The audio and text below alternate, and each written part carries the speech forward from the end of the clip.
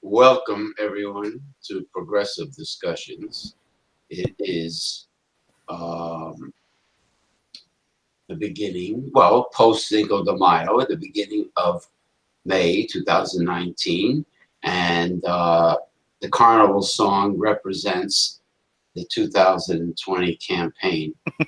It is going to be a circus. And the presidency combined. If you took that campaign and Trumpenstein, Trumpanzee, and you combine them all, that would be perfect. That's why I use the song. I just want to say happy birthday, Karl Marx. Yes, happy birthday, Comrade Marx. 201st birthday. Happy birthday, Comrade Marx. That's why I have my special red spandex athletic shirt on. And this gentleman here, my co-host, yes, and a special guest, Gary W. Owens, is drinking a very lovely stout. Yep, not really the perfect beer to have on a hot day or after doing yard work and having your allergies flare up, but oh well.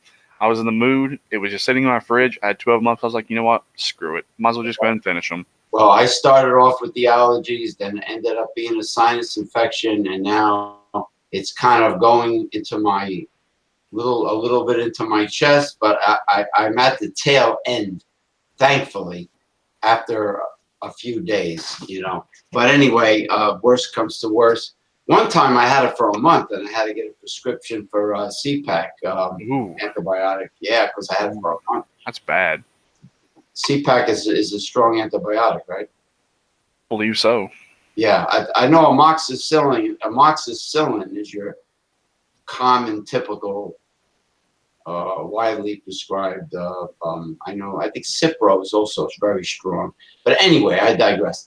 I'm going to start off by saying that there are many people out there that I call lemmings. Yep. They're deceived. They're suckers. They're led by the nose. Whatever. They're huge Democratic Party and DNC fans. They just love the Democrats. They love the two-party system. So what happens is they watch mainstream media and they hear words like living wage. Americans are not making a living wage. Oh, you don't say. Now, living wage, to me, is an adequate income that leaves you with surplus cash to actually experience the American dream, if there is such a thing, and to actually have a little fun in your life, take a little vacation, do a little dance, make a little love, get down tonight, get down. Yeah. I was KC in the Sunshine Band. Anyway, yeah, you know what I mean? Like, you know, at least be happy. Mm-hmm. Don't worry, be happy. Like that goofy song that I used to hate years ago.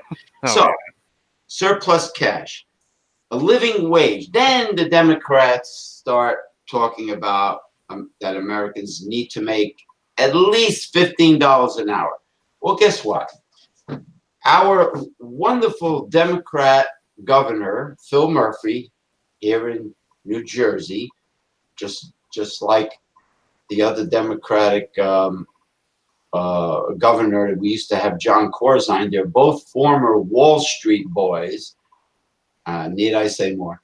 That he wants to increase the minimum wage in New Jersey over the course of years.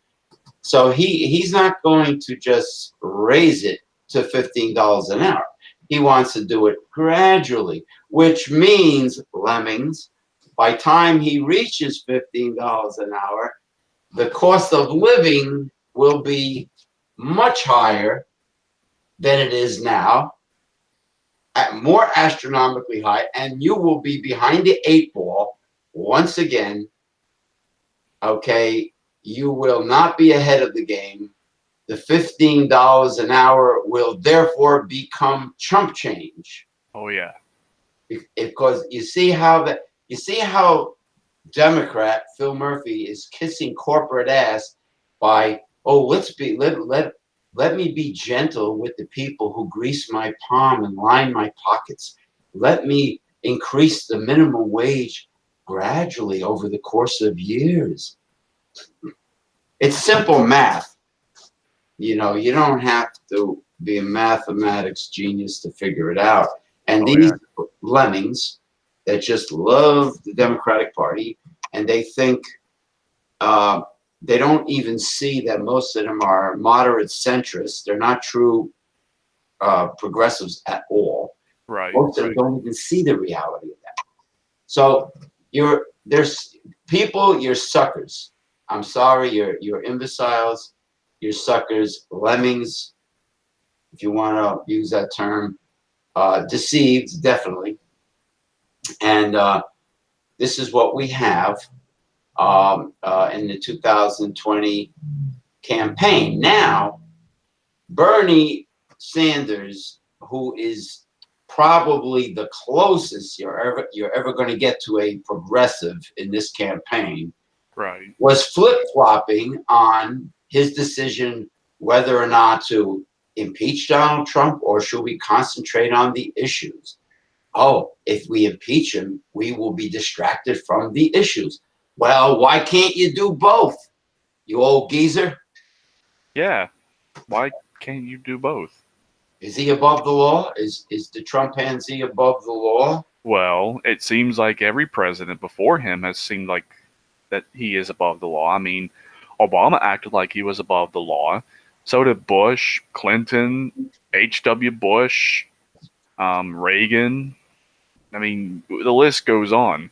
Well, the Obama administration wanted Edward Snowden to return to the United States so they can arrest him. Meanwhile, he's a hero. Of course, they demonize it and use the words whistleblower, but Julian Assange is what he is he's an honest, hardcore journalist. And don't worry, by them arresting him, it will come back and bite him in the ass eventually. Give it time, it will. Yeah. Well, the New York Times, isn't it funny? The New York Times had to be the one to come clean about Trump's taxes. For the past 8 years, he hasn't paid any Yeah. federal income taxes, but it took the New York Times to come out with this, and not the Democrats. Oh yeah. Yeah, but yeah. So that's it. That's the slavery part. The modern day slavery part is also when you add the subject of debt, people going into deeper debt just for basic needs of everyday life. The refrigerator breaks down, the stove, if you own a house, the hot water heater, the furnace. I need a car to go to work, but I need a water pump. I can't afford the mechanic bill. I have to put it on the card. Yada yada yada. That student loan. One of the biggest racketeering scams going, American academia, along with healthcare, student loans. Forget it; they'll never pay it back. So, taking all this debt that Americans have, plus the way they're diddly dicking around with the minimum wage increase, collectively, this is, to me, modern day slavery. Well, I mean, yeah, we have talked about that because, as I was telling you, feudalism, the way feudalism developed out of the ancient world and how we got to modern day capitalism, that capitalism just was feudalism 2.0. That really the only thing that was different was there was the change from the monarchy being in control as well as the church being in control and just having the merchants be in control over everything and claiming that they were for the masses while the church and the monarchy were not. But we clearly see nowadays in capitalism that is not the case. That really, it wasn't this new system that was supposed to usher in a new era of, human beings being so wealthy, everyone being so successful, this Adam Smith utopia that capitalism is so successful that, even though there's an inequality, that if you just work hard, that you can make something of yourself, and this and the other bull fucking shit. Pull yourself up by the bootstraps, American work ethic bullshit. Yeah. I mean, granted, maybe in some alternate parallel universe that might have actually happened, but in this one, that is not the case. Well, in what went? Oh, by the way, did George Washington really chop down a cherry tree, or was that? If he did, what difference does it really make? Yeah, that was in my history book when I was a little kid. I'm like, why are we talking about this? I like cherries, but who cares if he chopped it? I mean, what does it mean? Oh, it means he confessed, I cannot tell a lie. But I kept slaves on my plantation. Yeah, but it doesn't really matter. I mean, that seems to be so irrelevant in the whole scheme of things. Yeah, you're right. Capitalism is modern day slavery, but it's more than just debt. It's keeping inequality. As George Carlin said, the poor are there just to scare the shit out of the middle class. Keeping them showing up at those jobs. I mean, inequality perpetuates capitalism. Equality under capitalism is antagonistical to not only the system itself, but those who run it, the bourgeoisie. If there really was equality under capitalism, then not only would Marx be wrong, but the system itself wouldn't function the way it's really supposed to function. Well, that's why they want the top 2% want to privatize education. They don't want the mainstream to be educated and to be aware that they're being exploited. Yeah, and also with exploitation, they want people to remain exploited. Exploitation is what ultimately fuels capitalism, and while we have the first, second, third, and fourth world. Yes, I know Marx only talks about the first and third world, and other various writers talk about the first and third world, but there's not really that focus on the second and the fourth. The first world is like what we would live in, the developed nations, the second world being the semi-developed but still developing nations, and then the third world being the developing nations, and then the fourth world being where there's no any kind of development at all, like, where there's still barbarism in the world, especially among the primitive tribes in Asia as well as the Pacific and other various parts throughout the world. Okay. I mean, why do you think it is that here in the United States we have such a good, and I'll use that term loosely, standard of living as compared to the second, third, and fourth world? Because of the exploitation of the rest of the world. Right. But as we can see now in 2019, and I told you before that really it just seems like the bourgeoisie have become so complacent that it's just like they're so rich and people are so exploited here in the first, second, and third world that really they don't care. The bourgeoisie don't care, and the proletariat just don't care. Yeah, you're absolutely right. And let's see. I'm really, it's really extremely frustrating that both political parties are just simply like a flock of parrots with different color feathers. They're all parrots. There's really the true progressives are not part of either Democrat or Republican Party. The true progressives are independent, or they could be in the Green Party or whatever. But they're not going to be in the Democratic Party. But people are so hoodwinked because they get all their information from mainstream media, unfortunately. I mean, I've tried to watch CNN, MSNBC, and Fox, and I felt like I lost brain cells. Oh, especially, well, the only good thing about Fox is the big-breasted, good-looking women. That's about it. That's like watching a Spanish Oh, news Telemundo weather girl. yeah. I That's mean, I know we're going to be deviating on this, but to be honest, beauty is not just what you see on the outside. I mean, you could have the most handsomest man or the most beautifulest woman in the entire world right in front of you. I mean, they could be easily 10 out of 10 or well beyond 10 out of 10, and they could do really good in any kind of beauty competition they go in. But if they don't have a beautiful inside, then I'm sorry, they're ugly on the outside. If that man or woman that you see in front of you that you are seeing is so handsome or beautiful, if they're not beautiful on the inside, meaning like they don't have a good heart, they don't have a good personality, and this and the other, I'm sorry, they're fucking ugly. Enough said. you know, there's an old saying: "Don't ever meet your hero because you'll be disappointed." You know, it's It like depends. I'm talking about groupies, and believe me, even every there's groupies for everything. Even firemen have groupies. Uh, I mean, there's every these people have no life.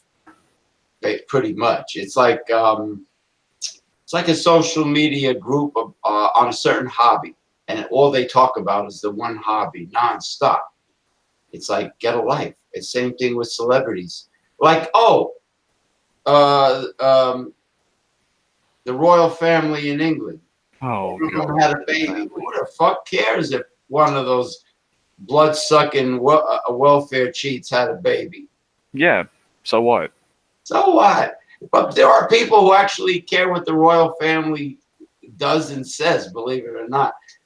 How pathetic our society has become. Well, not to sound like American, but to be honest, I really could care less about what monarchists have to think.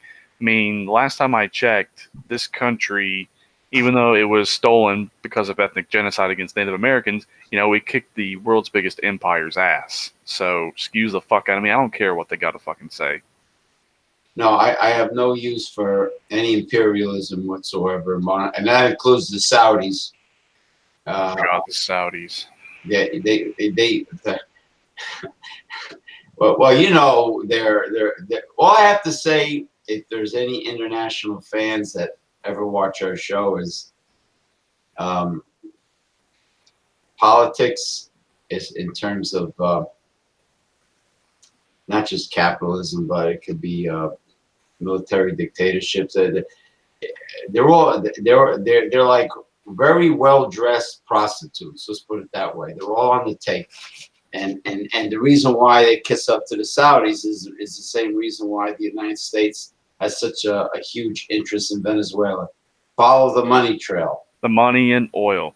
But, I mean, to be honest, I hate to say it, oil really is not that profitable because it can be synthetically made.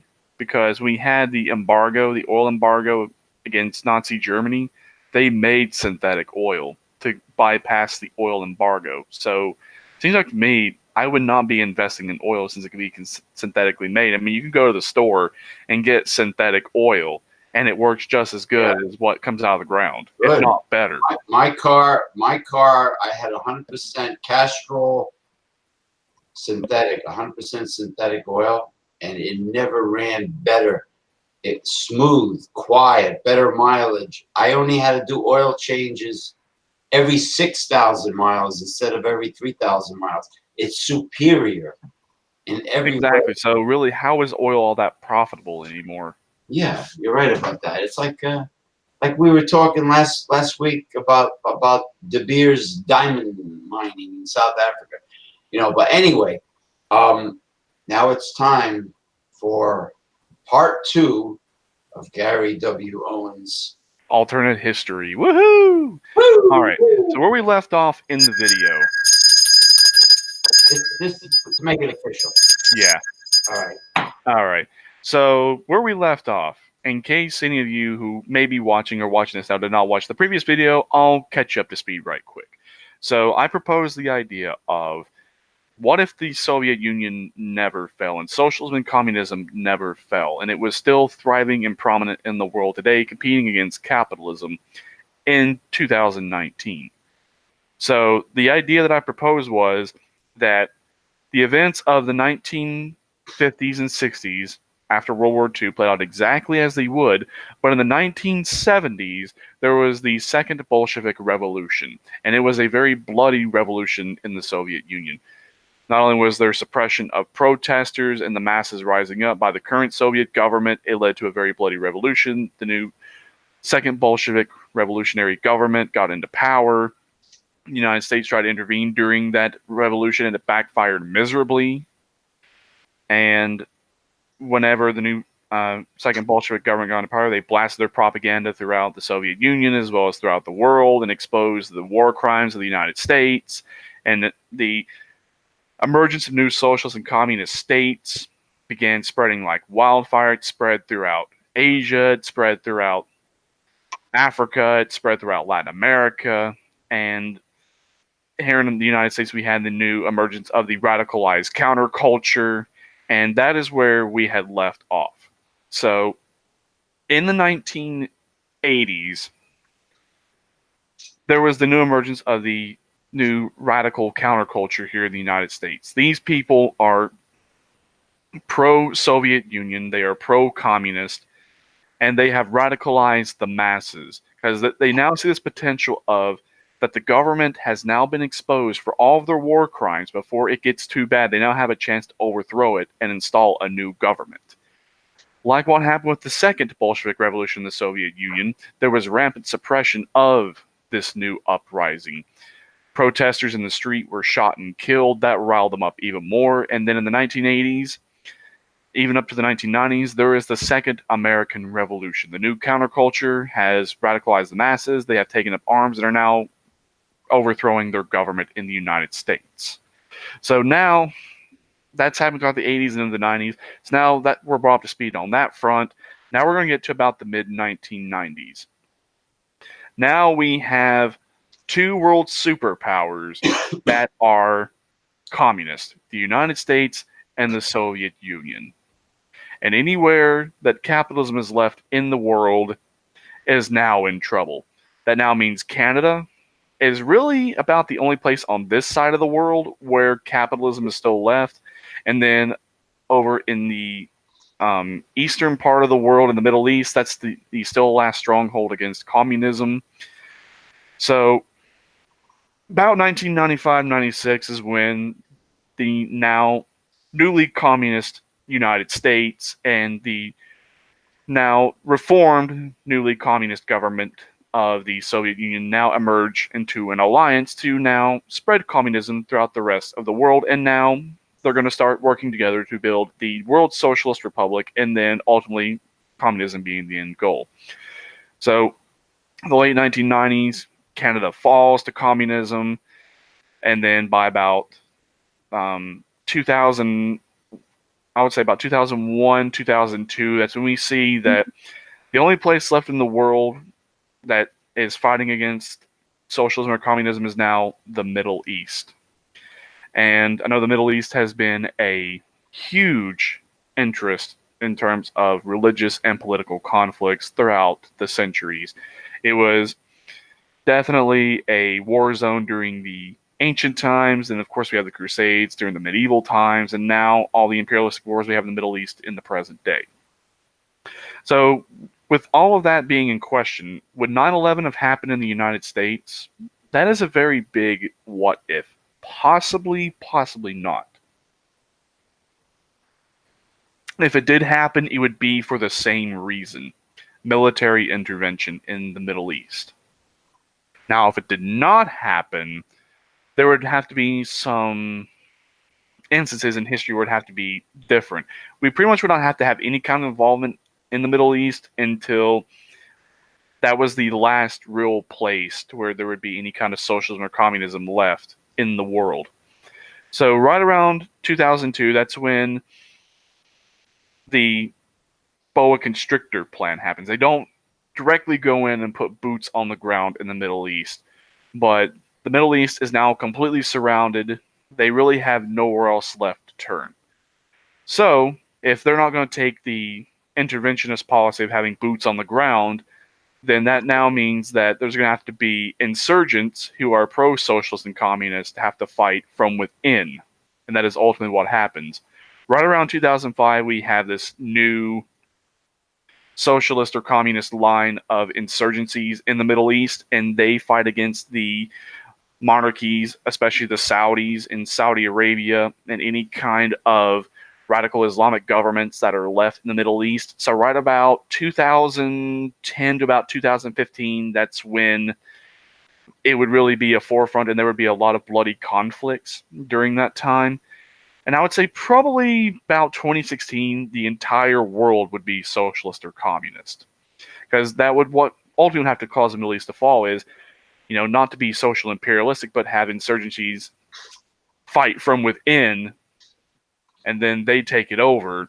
I mean, that'd be about the only way that could happen. Because have you noticed anytime there's like a foreign intervention, that it never goes the way it's according to plan? That the only way it goes according to plan is if people fight from within in the Middle East. That's the only way it really gets changed. You mean guerrilla warfare or urban warfare? Exactly. So yeah, 2016, capitalism, feudalism is eradicated from the world. So now we can begin building the new socialist republic. That way it's all unified, everyone's under this one system of government, and if there's any kind of remnants of any kind of insurgencies or guerrilla fighters that do not want to fight for socialism and communism, they want to fight against it, they are squashed like that. Wasn't North Vietnam also fought guerrilla warfare stuff? Oh yeah. Why do you think the United States could not win the war in Vietnam? Even if they would have gone all out, they still would not have won. Vietnam would not have been a winnable war. But they had tunnels galore. Mm-hmm. They have sophisticated tunnels. Not as sophisticated as the Mexican cartel has with air conditioning, Right. but they had lots of tunnels, and they just pop up, they just pop up like rabbits out of a hole. And getting back to the Second American Revolution, that would ultimately have to be the way that it would have to be fought, is by guerrilla warfare. See, guerrilla fighters, they cannot go toe-to-toe with a conventional military. Because if they do, they'll lose. Because guerrillas have what's called this important X factor as to why if they're very, very well organized and they plan their attacks very well, they always win. The conventional army does not get to pick and choose how, when, where, and why they fight. Guerrillas have all of that. Well, they were out in the open. It was ridiculous. They were out in the open, marching on the open field, and you had them all like sitting ducks. You just put your men behind trees, up in trees, behind boulders, wherever you just hide everybody, you scatter them all around, and you just say, fire at will. And also, the last time I checked, isn't that kind of what turned the tide in the American Revolutionary War was guerrilla warfare? Yeah, the Appalachian people kicked the British ass in that one battle. Exactly. When the British went west. Anytime there's any kind of socialist or communist insurgencies, they're always going to fight guerrilla warfare. And in fact, in my military simulator game that I play, Arma 3, I do a lot of guerrilla warfare. Like, there could be whole convoys of AI patrols that are heavily armed. I mean, they've got different kinds of weapons from 22 rifles all up to 50 caliber sniper rifles. But me with a 6.5 millimeter machine gun with about 600 rounds on hand can take down that whole entire convoy in less than 2 minutes. That way I can repair their vehicles, get the gear off all the AI, get their guns in the vehicle, get them all attached together, get them the trader, and be done in about 2 minutes. That's the Barrett, right? 50 caliber sniper rifle. Yeah. Well, they have different sniper rifles that are 50 cal. They've got other various calibers like 408, 338, 308. I mean, the list goes on. But yeah. They probably learned the colonists and the Appalachian people probably learned their method of fighting from Native Americans that did not, march out in the open with a couple guys playing the drum or bagpipes or, it was so silly. That's what they did in Europe. I mean, all of Europe did that. I think even Napoleon fought that way. Yeah. Oh, there is one more thing we'll brush up on. So we'll go from 2016 to 2019 because really beyond 2019 is like an unknown unknown. We really don't know what's going to happen at that point. So that would probably be like the 2016 2019 is any kind of insurgency to try to fight against the new socialist world republic would just be crushed like that. But communism would take a much, much longer time to achieve. That is why I don't really advocate for communism. I advocate more for socialism. Is socialism in our time is much more of a reasonable goal to achieve as compared to communism. Because with communism, the state and the government disappear. And work is not done for money. Work is done for voluntary. From each according to one's abilities to each according to one's need. So you work voluntarily. I mean, you still get like indirect payment for your work, but an actual currency, that is gotten rid of too. So a lot of things would have to happen in order for communism to be achieved. Like greed, the profit motive, and what's the word I'm looking for? Actually ingraining this mentality into all the human beings in the world would have to happen before communism could even happen. Yeah, people are really brainwashed with the bullshit of Mm-hmm. capitalism and God blessing America, which is a bunch of hogwash. But although I say it doesn't really seem like it's an unachievable, it's not that it's an unachievable goal. I mean, anything can be achieved if it is done correctly. Communism has been achieved before, but it was achieved on a very small scale basis. Like in rural parts of Maoist China, communism was achieved. Like there were parts of rural China where they didn't have currency, they didn't have a local government. It was kind of like what they would call a commune, like communism. But it was very, very small scale. But still, that just shows you it can be achieved if done correctly. Yeah, well, the rural parts of China, they had to have that system. You know, they didn't have any options. You're referring to like the people from the major cities, um, like in, well, see, that's when things kind of went pro corporate during the Industrial Revolution when people left Yeah. their family owned farms to move to the big city and work for the man. And then during that time, there were the Chinese nationalists who Mao and his communist guerrillas were fighting against. So yeah, I understand where you're coming from. In fact, there's one thing you could argue about Maoist China is Maoist China was a really interesting a very interesting experiment because some parts of rural China achieved communism while other parts did not. So you had like this weird, interesting mix of the whole country was socialist, but yet you had pockets of communism. It was very interesting. Now, what kind of life uh, took place in China under Chiang Kai-shek before he fled to Formosa, which became Taiwan? Like, was he a military dictator pretty much? Was he like Batista was in Cuba? I haven't really focused on this much because I'm still reading the works of Mao myself. I'm not really too focused on that part of the Chinese history, but once I get there, I'll explain more about it. But from what I can tell, the Chinese nationalists were really pro-capitalist because China was, for the longest time, a very piss-poor and underdeveloped country for the longest time, Oh, yeah. especially when the British Empire was still around. So in a lot of ways, I guess you could associate the Chinese nationalist with being like what would be the Duma or the provisional government of the Soviet Union after Tsar Nicholas II stepped down. You know where you see a lot of that history, anytime I watch Netflix I watch old kung fu movies that I haven't seen before, Hmm. and they show a great deal of the poverty in China back then, and it was pretty bad. And when they had warlords, and it wasn't China wasn't unified. They had different monarchies and different provinces Hmm. all fighting, and even And opium.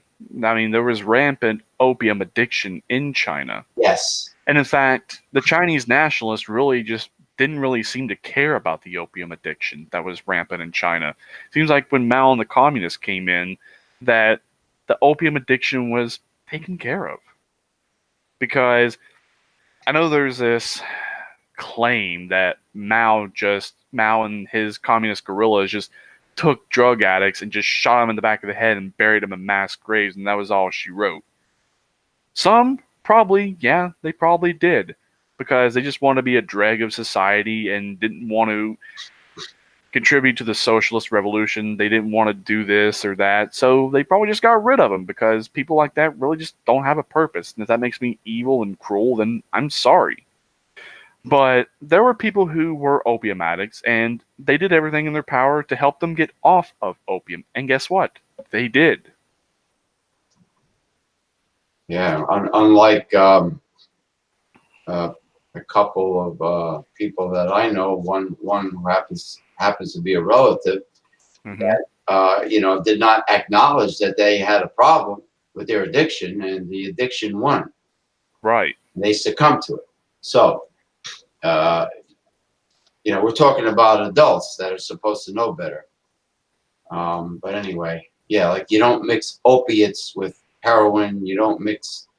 Well, heroin is an opiate. Yeah, well, prescription painkillers. What is it? Oxycontin. Well, there's Oxycontin and there's oxycodone. Are they in the opiate family or not? Yes. If it has any kind of opium as its base, then yes, it is definitely an opiate. That is what would categorize it as an opiate. So if you can chemically trace it back to opium, then it is an opiate. Right. And whereas heroin is the most purest processed form. Used to be. It's the second purest. Oh, The most purest now is fentanyl. okay. Yes, fentanyl is extremely, extremely deadly and much, much more powerful than heroin ever has or probably ever will be. Interesting. Now, we'll talk about this just a little bit. At one time, heroin used to be legal here in the United States. In fact, it was produced by the Bayer Aspirin Company Well, as a cough suppressant. well, even there was definitely, and there was cocaine and over the counter cold formulas, medical products. I've seen nostalgic labels on bottles, where there was actual cocaine in it. That actually in the 1930s, anabolic steroid was legal and over the counter. Mhm. Testosterone, you can buy anabolic steroid. It was sold as, of course, a male enhancer. I mean, I don't like drugs as much as the next person, but do we really need to have this kind of imperialistic war that all is just going to make money on it? No, we don't. No, take it off the black market. Legalize the whole kit and caboodle. But that could also lead to a whole entire another array of issues. I mean, morally, I'm against legalizing drugs, but at the same time, I see that it could lead to the greater good. But it's like this conundrum. At one point, we had all drugs legalized in the United States, and we saw how that happened. But then, yet at the same time, we have all the drugs that once were legal now illegal in the United States, and we see how that has turned out. So it's like, how at the same time can you find something that's somewhere in the middle or a third way to help take care of this problem? Well, I think outlawing prostitution is ridiculous too. As long as you keep it private behind closed doors. And they have these waste of police hours with sting operations where they arrest the John, Hmm. put his name in the paper and try to embarrass him. Meanwhile, it's just some guy trying to get laid without any strings attached. And then, and they rush into the hotel room like he was big time mafioso or something. Right. But I'm glad you brought this up because with prisons in a lot of ways are like the after product of modern day slavery. I mean, we Big, can say here in the United States, we got freedoms. Oh yeah, how? How do we really have freedoms here in the United States? Because to me, what really would equate to freedom here in the United States? Being able to actually say what it is I want to say, being able to think how I want to think, and believe how I really want to believe without being chastised or criticized or outright ridiculed because of what it is I believe. now You you know, can even protest peacefully. yeah, but hang on, there's more.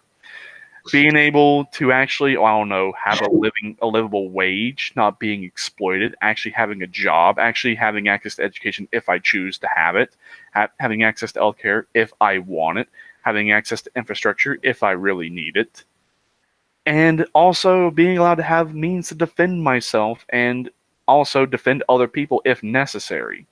But do we have those freedoms here in the United States? No, we don't. Hey, how is it free if you're on Facebook and you're not on company time anymore? You're on your own time and you just express your opinion of the CEO of the company you work for, the guy, and you say the guy's a narcissistic asshole prick, and that's how, and he basically is, and that's how I feel, and a lot of people feel the same way. Blah blah blah. Then all of a sudden, you're fired for exercising your First Amendment right. Exactly. I mean, you can say this, that, and the other, but like I said, here in the United States, we don't have freedoms. Oh, yeah, if we are so free, then why do we have so many people behind bars? The opposite of freedom. Well, that's the modern day slavery from the oligarch. They'll arrest people for any stupid, frivolous reason just to get free slave labor. I know we have the for profit prison system, but to be honest, after really looking at it and analyzing it, I don't see how really you can make money off of this. Unless there's something I'm not getting or I'm not looking at, but I really don't see how you could make money off of this. In fact, if anything, it's just a big burden to What's have a low? big prison system. It's low skilled labor, right? Pretty much. Well, let me put it to you this way. How really can you make a lot of money off of that when you have to house these prisoners? And when you're housing these prisoners, that's money going down the shitter. Well, I mean, however you want to look at it, that's exactly what it is. That's money just going down the shitter that you're not going to get back. Especially by the way that they're doing it. Because, yeah, some prisoners do have prison jobs, but they're only getting paid a quarter, 50 cents an hour, maybe if they're lucky, if they're very lucky, $1 an hour. And if you have only a few prisoners that are of a low security threat to not only the rest of society, but the rest of the prison population, not that including the prisoners and the correctional officers, what have you, that seems like to me you're having like 99.999% of your money you're throwing at that down the drain, and you're only seeing like maybe pennies on the dollar coming back.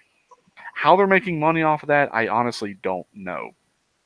Because this is one thing I hear about these conservatives. Oh, we need more jails. We need more prisons. We need blah, blah, blah, blah, blah. All right. Well, let me explain to you this way. There's only so much room in a prison and only so many dollars that can be allocated to house prisoners. By you advocating that, you are putting a much bigger burden on not only the prison system, but also the economic system. So, if you think you're doing great, I hate to inform you of this and bust your chops, but you're perpetuating the problem. I'm sorry. And if that makes you pissed off or you hating me because of it, sorry, well, fuck you too, asshole. Yeah.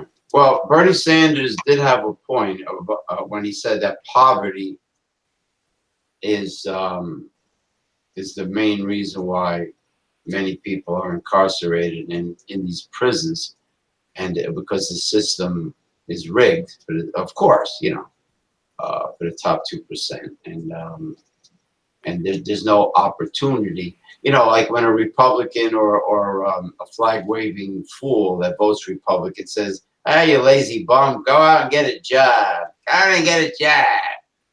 Yeah, wait. You have to have opportunity before you to just go out and get a job. The Yeah, job but these conservatives don't want to actually invest money into jobs or to livable wages. So that way, well, I don't know.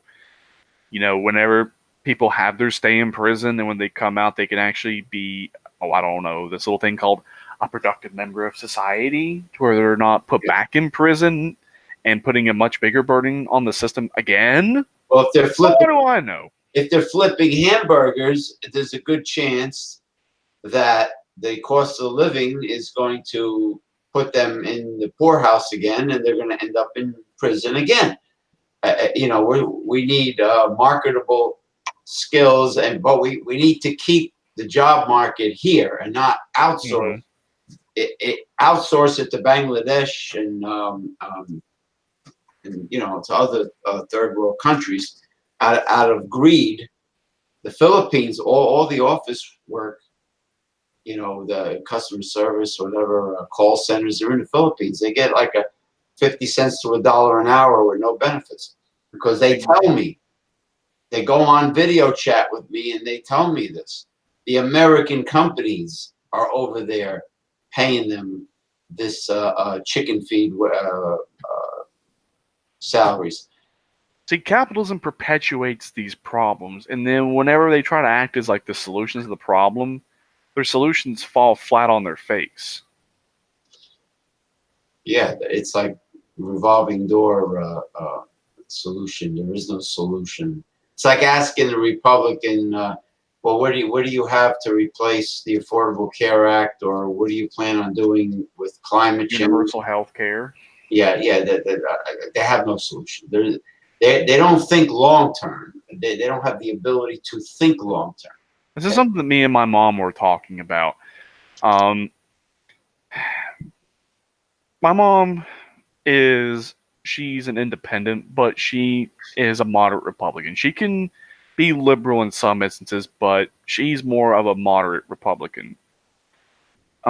This is what we were talking about with Obamacare. I said Obamacare is the biggest piece of American bullshit that has been pushed on the American people since I couldn't think of an example, but It's like the Obama phone that the poor Obama phone. What a piece of crap that was. Yeah. And I said, I'll tell you, if you think Obamacare is so bad, just wait until you see what the Republicans have for a plan. Nothing. Death. Well, I said, here's what their plan will be.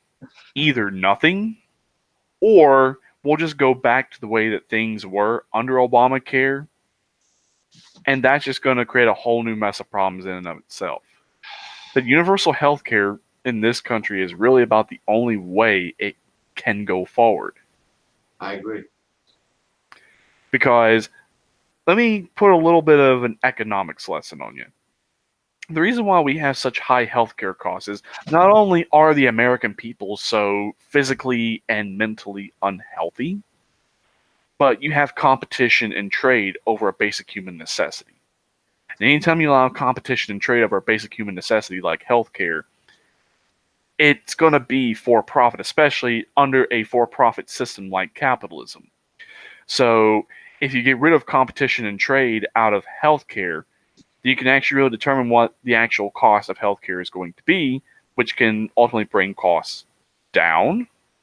and make it to where, I don't know, it's not a big burden on our economic system to where everyone can have access to it, especially if they need it, because universal healthcare would be there only for if you need it. If you don't need it, you don't have to use it. That's the beauty of it. The insurance and the system we have now, you have to have insurance to have healthcare, whether you're healthy or not. Yeah. It's kind of like you have to pay into it, even if you're healthy and don't have to actually use the system for anything. I mean, if the upper middle class and the top 2% really love their health insurance that much, and naturally they can afford to pay for it. I mean, for my brother-in-law is self-employed, and he has a mediocre health insurance plan, and he has to pay $500 per month for his mediocre plan. But if the people that can afford it can prefer to have it, then by all means let them have it, but don't begrudge the lower 98% or the standard middle class and the poor of having nothing. Don't cause them to perish because they don't have any coverage at all. Right. And I'm glad you brought that up, because there's another third reason as to why American healthcare costs are so high. Not only are Americans just so physically and mentally unhealthy, then we have competition in trade. Everyone just goes to the doctor or to the hospital over every little thing. They get stubbed their toe and they go to the doctor or to the hospital. I heard they do that. Yeah, they do that in countries that have universal health care. They're like hypochondriacs. I mean, what country are you talking about? Because I've never really heard of that really being an issue. Well, you're talking about like the rumors about the long waiting lists taking years to see. Those are that's the right wing propaganda that's out there about universal healthcare. That used to be a big problem, but just because that there's this one problem that can be easily fixed to fix universal healthcare, that's its big inherent flaw as to why it doesn't work. I mean, in Norway, and I like to really brag on Norway for their universal healthcare because they were the first ones to implement it. They've had it for over 100 years now. So you'd think after having a system for over 100 years, you would have definitely figured out what works, what doesn't work, and work out all the kinks and bugs, right? Yeah. And they have the $800 a month base salary, which I think is cool. Yeah. But here's what they do a little bit different in Norway as compared to what other countries I've seen with universal healthcare. They have a lot of money in their healthcare system, but that's not what they do differently. What they do differently is they ration care. And here's how they ration care. They put money into making sure that people are living healthy lives physically and psychologically, but they don't really put a lot of money into extremely sick people, like people that have terminal illnesses, especially those that don't really stand a chance of being cured. They're too far gone. They do help them, don't get me wrong. I mean, they don't just leave them be and do all this other BS. I mean, they do take care of them. They take care of them to the point to where if they're in their sick and dying days, they can go peacefully and happily. Much, much different than what's happening here in the United States. Because, I mean, if you look at the way Norwegians are, they're very healthy physically and psychologically. I know people want to say, all the black metal, all the Satan worshiping, and this and the other. But if you really look to see what's happened with their country and how sound they are up here, as well as their physiological health, they've had only here in the few recent years, maybe a handful of mass shootings. A handful, which here in the United States, what do we hear about every single day? Someone getting shot. Yeah. And they also have adequate maternity and paternity leave. And they also have good access to not only physical health services, but mental health services as well. Yeah, and The exact opposite of what happens here in the United States. tourists can also go to their university and Mhm. and take advantage. And if they get sick, go to their doctors, dentists, whatever. Uh-huh. Yeah, tourists can do it too. I mean, it's really a very And here's another interesting thing about the unselfish. Norwegian system. Say, for example, they implemented this: if you are sick, you have to be seen within 30 days by a doctor. No ifs, no ands, no buts. You have to be seen by a doctor. And if for some reason you cannot get the adequate care on time, like you've already seen your doctor and it comes time for your treatment, say there's too long of a waiting list, they'll either send you to Sweden or any countries in the area that have universal health care, and they'll pay for it. Oh wow. So, seems like to me they've got a pretty good solid plan going on. Oh yeah, without a doubt. Yeah. And not only are their healthcare costs low, guess how much of a burden people actually really put on their universal healthcare system in Norway? Very small. Yeah, it took a while to get there, but I mean, putting in the time and effort to show that, hey, universal healthcare can work, it paid off very well for them. So all the crap I hear from conservatives on our American network media is they're It's a all bunch lies. of bullshit. They're bullshit lies, just like what comes Mhm. out of Donald Trump's mouth. They're Yeah. lies. And also their medications are a lot lower. Like their medication costs are almost dirt cheap.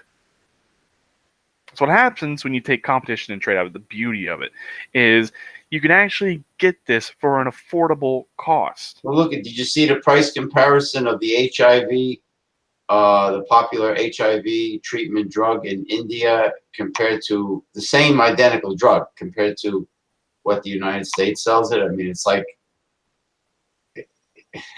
it's like getting hot dogs at a Dollar Tree and then getting certified aged Black Angus filet mignon. It's like Oh that. yeah. It was that difference in price.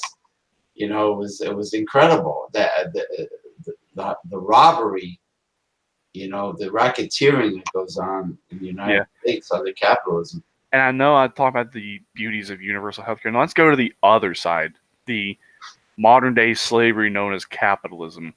People die with so many dollars in debt because they got sick under our current system. And free market capitalism knows how to allocate resources adequately and efficiently. How? Because last time I checked, if someone is having to go hundreds of thousands of dollars in debt personally for their loved ones to have to pick up the tab on once they die, is somehow a great thing. And not only on top of that, not only they have to rack up all that debt, they probably lost their house. They had to take out a second mortgage on their house just to pay for their healthcare costs. Their mortgage got foreclosed on. They lost their car. They lost all of that. And yet, that's the beauty of free market capitalism. How? In a good way? Sounds like to me that's the work of the devil. If I Yeah, and want so to be that honest. that also means that conservatives that claim to be Christians are in fact counterfeit Christians, and they are cultists. Last night I watched that documentary on Netflix about how um, all the freshmen that got elected in the Congress, like Alexandria Ocasio-Cortez, and all of I them. don't like her. Well, throughout the country. I mean, all the Hmm. different people from working class backgrounds that decided to run for Congress. Hmm. Okay, there's this one woman of Mexican descent from Nevada. Hmm. She ran. I don't think she almost won. I don't think she won, but she was really smart, smarter than most of them when she conducted her rallies. I felt so sorry for her. Her 22-year-old daughter had an aneurysm, and she died from it because the hospital was delaying testing her and treating her because they were questioning her insurance.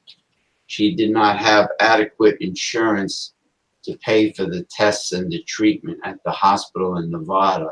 And then the girl became brain dead from the aneurysm and then passed away. She was 22, very pretty girl. That's another reason why capitalism does not know how to allocate money adequately, because insurance can dictate and pick and choose what they will and will not cover. Universal health care does not have insurance. In fact, that is completely abolished. Universal health care cannot pick and choose what needs to be determined to ensure that you are healthy again. I mean, just think of how bitter and angry that would make a parent feel if Oh, yeah. the child. You better believe that if an insurance provider did that to my son or daughter, all I gotta say is hell has not experienced a fury like mine at that moment. CEO of that insurance company was directly responsible for a parent's child prematurely dying at a young age. I'm telling you that I don't think there's anything else in life that could be more, that could put someone over the edge. Mm-hmm. Like that, to be honest with you. And I feel sorry for that CEO. Yeah. I'll leave it at that. Yeah, we'll just put it that, because personally, someone like that either deserves to spend the rest of their life in the gulag, working themselves to death to the day they die, or just executed and gotten rid of. People like that in this day and age serve no purpose. Like that smug, arrogant bastard, that young guy on Wall Street that went to prison, and he was like laughing at the judge, the price gouger. Oh yeah, the big pharma price gouger. Yeah. In prison, it's been a mixed bag of nuts with the prisoners, because some of them absolutely despise him, but then yet some are trying to befriend him and say, hey, how about you teach us to get on in this little money scheme that you got? Well, they probably would do the same thing with Bernard Madoff. You know, he's, I don't even know if he's still alive, but Bernard Madoff was the biggest swindler in the history of mankind. Yeah, and if you think that the prison system under capitalism is going to really make things any better, they're not. I mean, the whole entire purpose of prison was to reform people so that way they could actually, acknowledge the wrong that they did, do their time, and then once they got out, they could be reintroduced back into society and there be no other problems. Well, you need Has that really happen nowadays here in the United States? No, because there's no opportunities for them when they get out. Well, the whole entire reforming part has long since been forgotten. Let me give you an example. Say you got someone who has been in and out of prison. And yes, there have been success stories of people being successfully reformed after prison in our current system, but the numbers versus the have versus have not is very wide. Let's just put it that way. The ratio is probably for every 20 to 50, maybe 1 to 2 are success stories. So you've got over a 95% unsuccessful rate. That's pretty damn piss poor if you ask me. If you're only doing that great of reforming prisoners, then that is a huge, huge problem and needs some serious, serious work on fixing. But anyway, getting back to my point. Say you got this prisoner who's been in and out, it could be for little things or some much bigger things, like, maybe petty theft for something small, or grand theft auto, something more major, or assault and battery with a deadly weapon. The list could go on and on. But once that prisoner gets back into prison, they're not really being reformed on reintegrated back into society and acknowledging the right, or acknowledging their wrongs and willing to actually fix the problem. All they're doing now is, once they go to prison, they're just learning how to be smarter criminals. So whenever they get out, they'll learn, oh, hey, I'll learn not to get caught at this thing again. I'll see what else I can try to do. I mean, prison now is a school for criminals on how to be better and smarter criminals. And I was having an argument with my aunt on my mom's side when she kind of ridiculed and laughed at me whenever I said criminals are smart. And then I went on to make her look like the fool. Because I said, it doesn't matter what your intelligence level is. It does not make you prone or immune to not doing dumb shit. You can be dumb and do dumb shit. You can be smart and do dumb shit. But yet you can be smart and do some pretty smart things. And if you want to say I'm such an idiot and you're going to ridicule me and say you're not going to listen to this, well, I got just the right thing to throw back at you. Check this out. There is a certain part of the criminal class that are very smart. And in fact, they are in suits and ties and dressed very nice up there in our nation's capital, known as Democrats and Republicans. And guess what? They're getting away with all their crimes. And in fact, there's one sitting up there in the Oval Office who is a criminal and getting away with his crime. So I stand by what I say. The kingpins do not look like thugs. They're well dressed. And last time I checked, you ever seen the show Breaking Bad? That kind of further strengthened your point. Did you ever watch Breaking Bad? No, but I Okay. Well, I'm not going to spoil things for you, but I'll give you a little introduction to further strengthen your point. About the end of the second season, and it plays into the third and the fourth season, so the end of the fourth season, there is this man called Gus Fring. He is the owner and proprietor of the Los Pollos Hermanos restaurant franchise.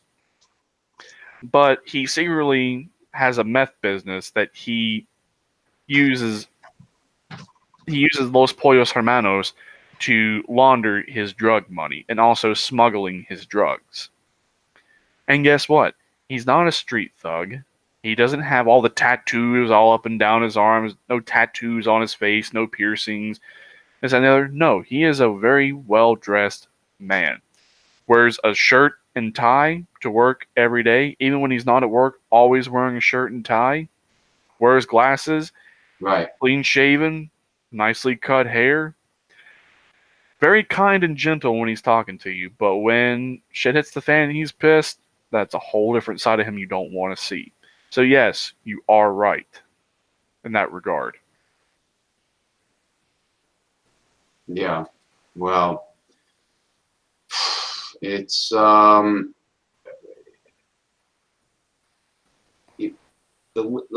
leaders have to teach by example, just like Jack LaLanne says, as a parent, the best way to teach is by example, the best way to teach your kids.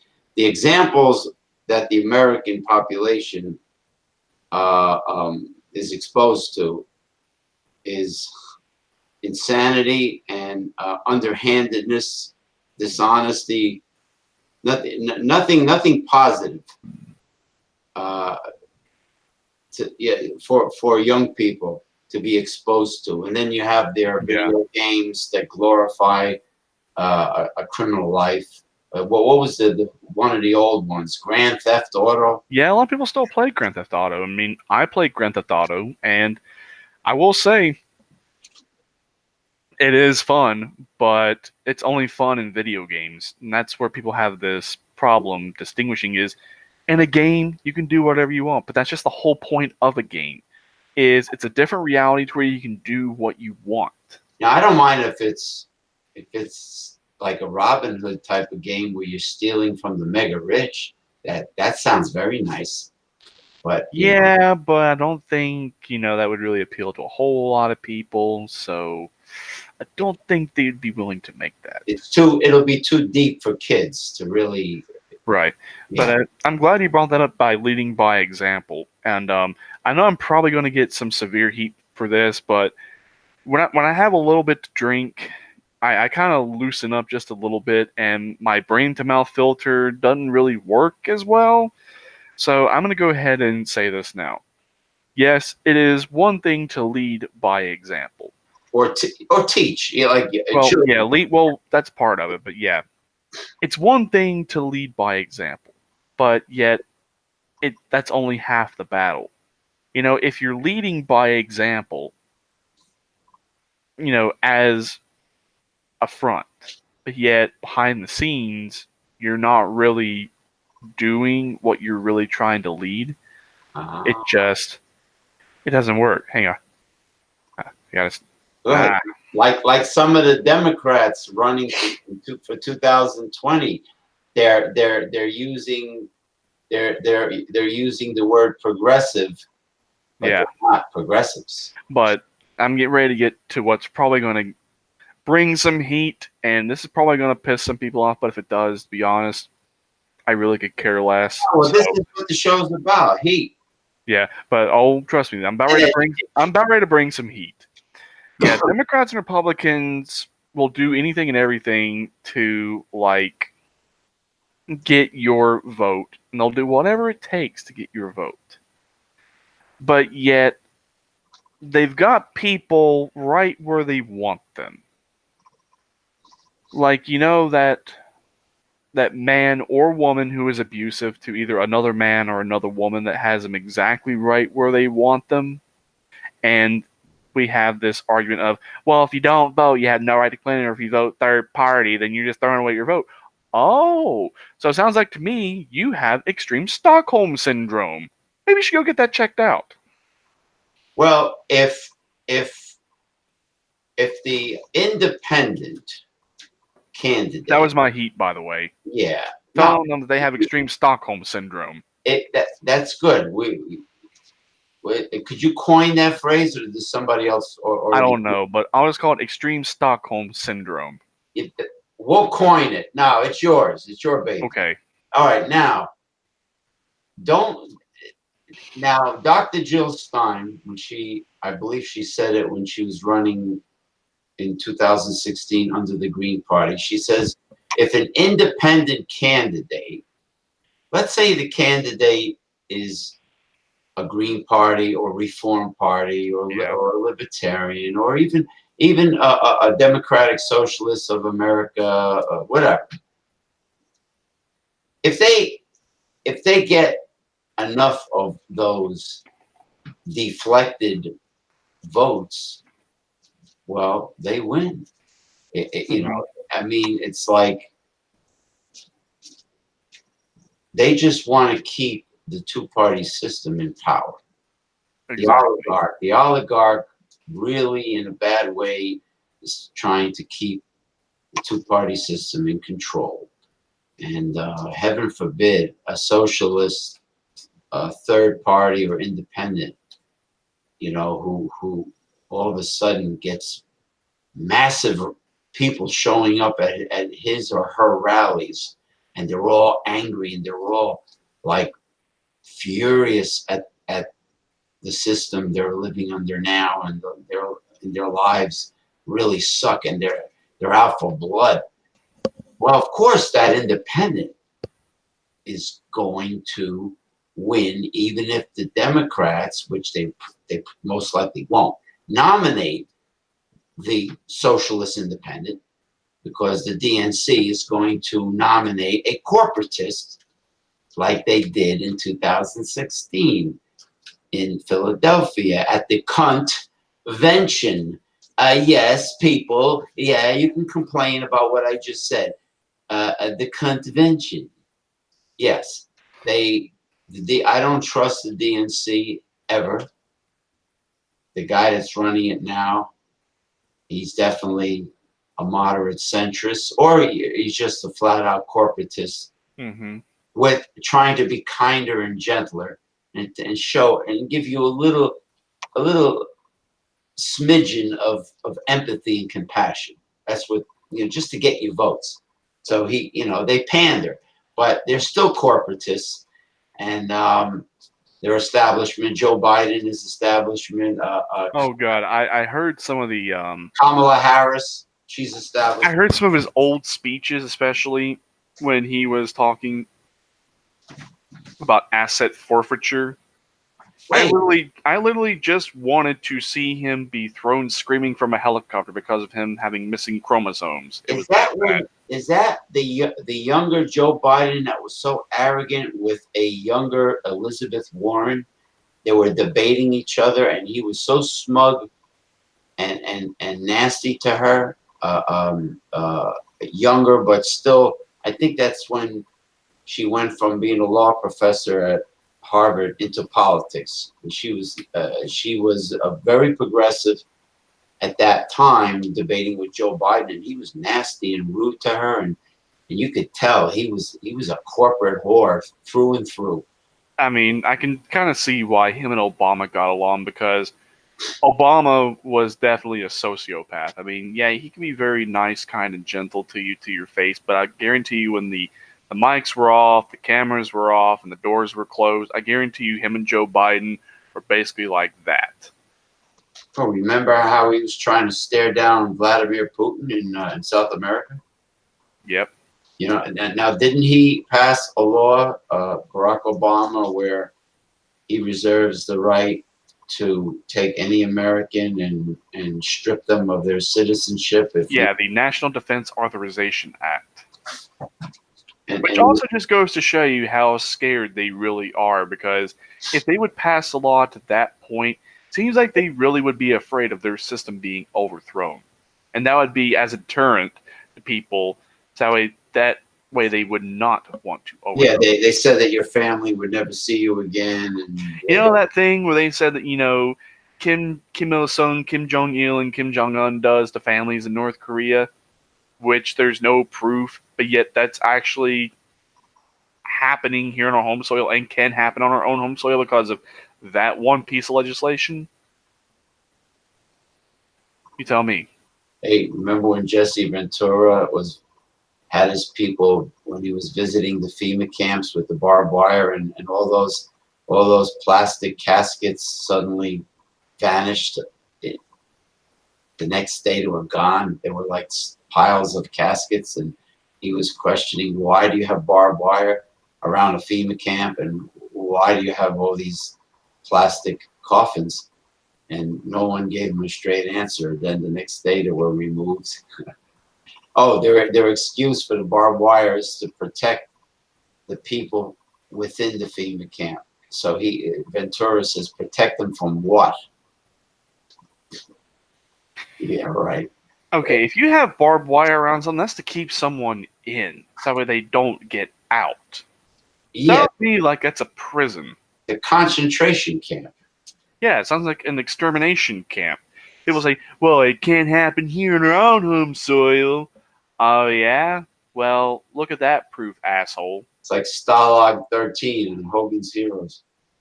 Oh my God. So, now let's bring the history lesson up to the 2000s. Finish with the 1990s. Well, I mean, I talked about it, but socialism and communism is thriving. I mean, we see the new emergence of new socialist and communist states that haven't emerged in like the late 70s and 80s. That really is like the peak of socialism and communism is it's completely surrounded the United States. I mean, it really had capitalism in the world really has nowhere left to run. That was the entire purpose of the history of the 1990s in this alternate history. So definitely by about the mid 90s, the United States falls.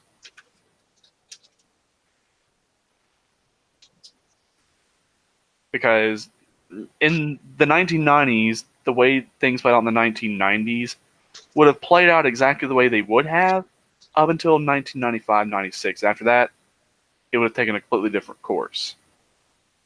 So yes, there would have been H.W. Bush, and Clinton would have been the last U.S. president under capitalism and imperialism. There would have been no H.W. Bush, no Obama, and no Trump. You know, when I was a kid, there was actually an American Communist Party. Yeah, there used to be an American Communist Party Used until to. it got infiltrated by liberals. And then no more. You didn't hear about it. Now we have American Socialists, whatever, Democratic Socialists of America, the U.S. Democratic Socialists, but they have to appease the population. They have to use the word Democratic Socialism. They should just say American Socialists of America. I mean, so you're not, or whatever, United Socialists of America, or whatever an acronym. Yeah. Yeah. And there will be one other alternate history that I will do that I can brush on because no one's really brushed on this. Is I did this one from the 1970s onward, but actually there was a time in the United States before the 1960s where we could have actually had a socialist or communist revolution. And it would have happened after the Industrial Revolution, but before World War II. It would have happened right after World War One. It would have happened probably, it would have started right about the late 1920s and ended by 1939. Because what was very significant in America's history from 1929 to 1939? The Great Depression. Exactly. That was the only time in America's history where there really was true socialist or communist potential. Who was that? The Woodrow Wilson, the Republican president at that time. Well, there was trying to think. There was, I think it was Calvin Coolidge and Herbert Hoover. Oh, okay. And Yeah. there was the slums of America, the Hoovervilles. Yeah, I can only think of two Republicans that seem like likable people. That's Teddy Roosevelt and Dwight Eisenhower. I mean, as far as Republicans go, but the rest of them. And I told you about the history of the Soviet Union. While America was having the Depression, the Soviet Union was developing. The Soviet Union was becoming a world superpower. And in fact, the Soviet Union became a world superpower twice. It was a world superpower before World War II and also after World War II because they rebuilt their economy from the ground up twice. They built their economy from the ground up the first time, being a backwards third world piss poor nation to the world superpower the first time.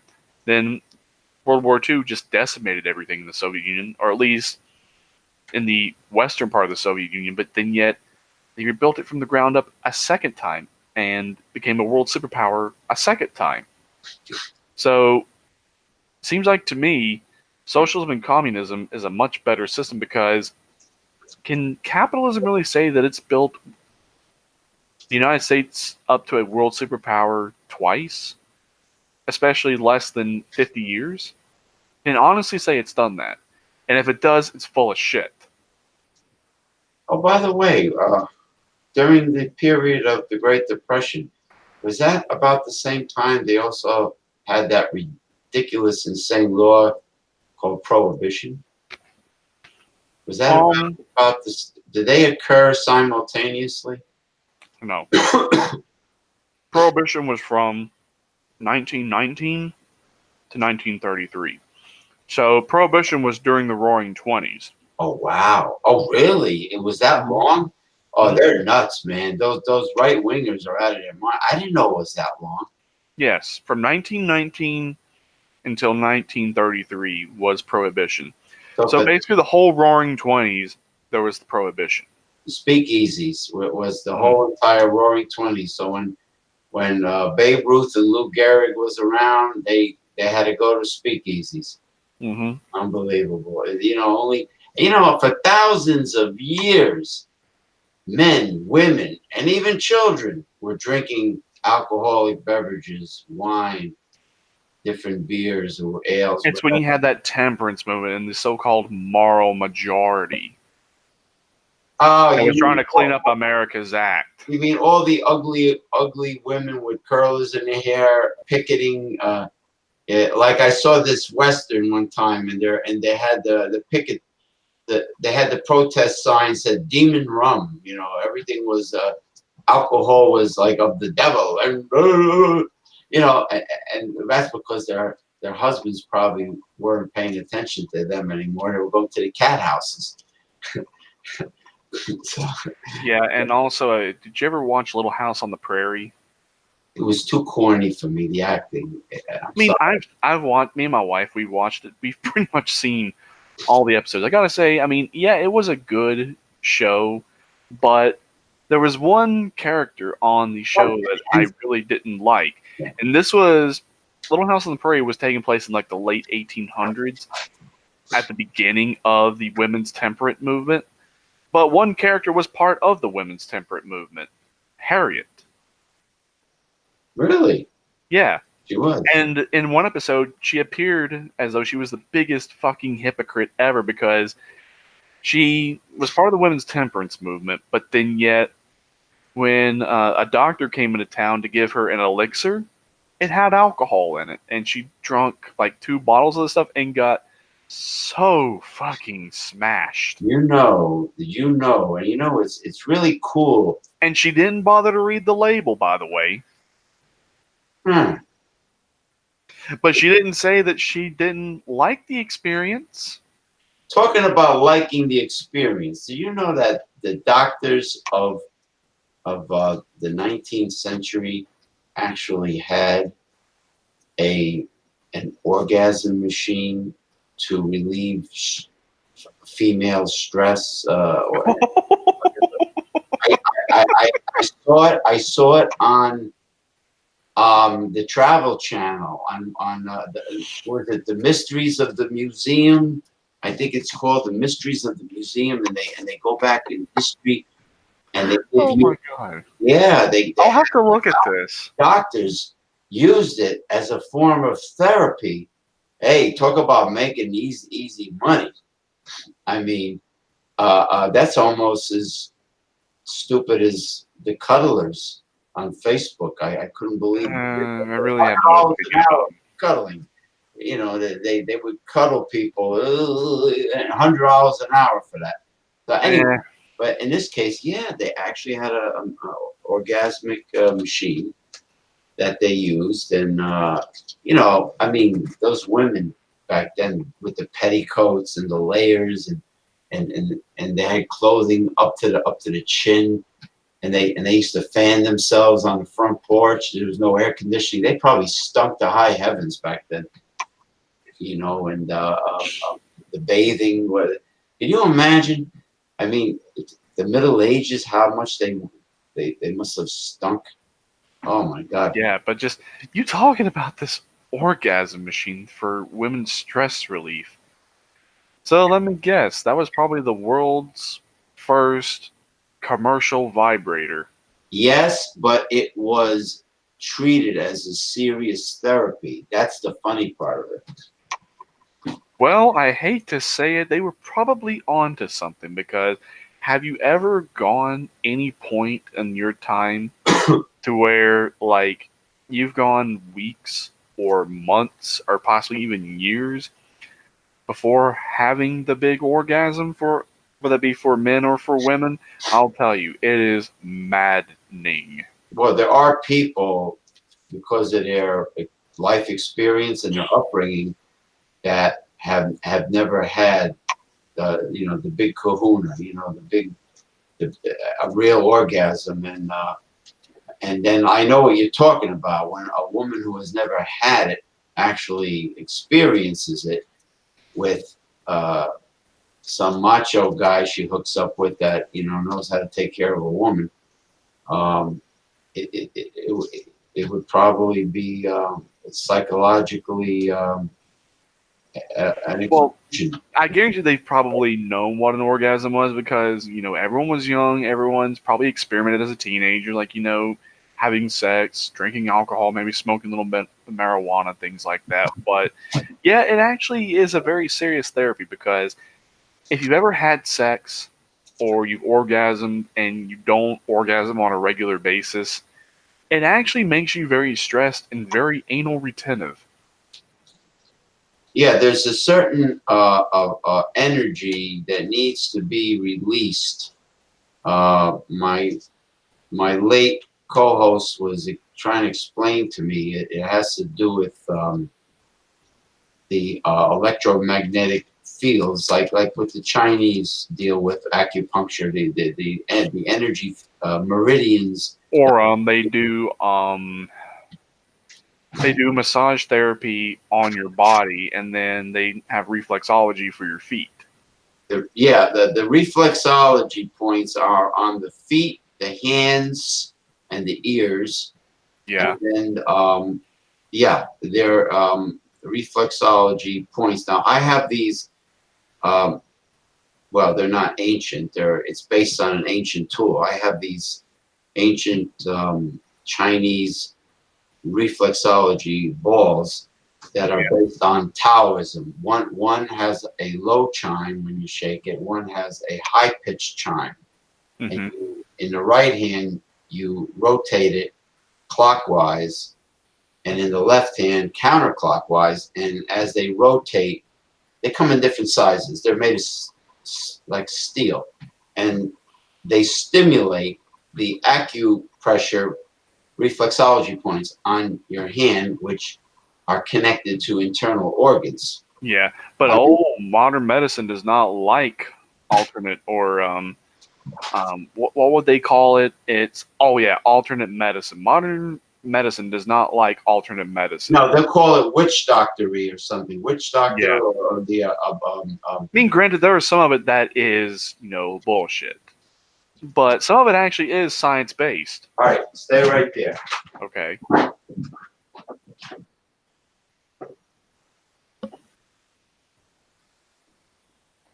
Oh no, I mean, who am I to criticize an 8,000-year-old culture? Okay, this is the jumbo size. I had them since the 1980s.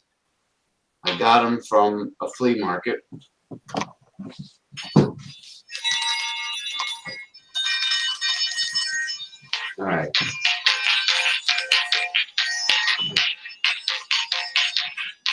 All right, clockwise. When I first started, I was like, I couldn't do it.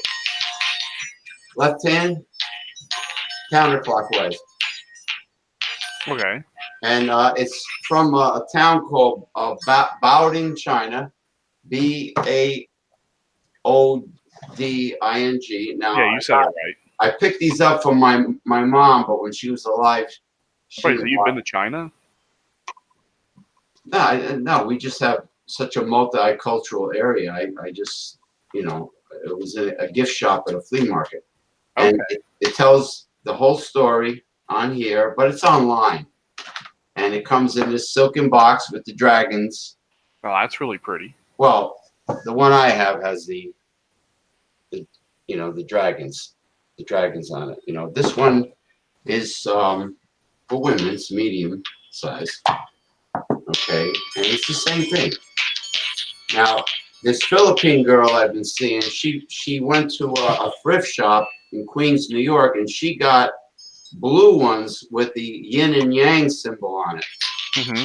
And she was just fascinated when I showed it to her. And then I sent her the link. It's on Wikipedia, and it's all over the internet. And I showed her how to use it.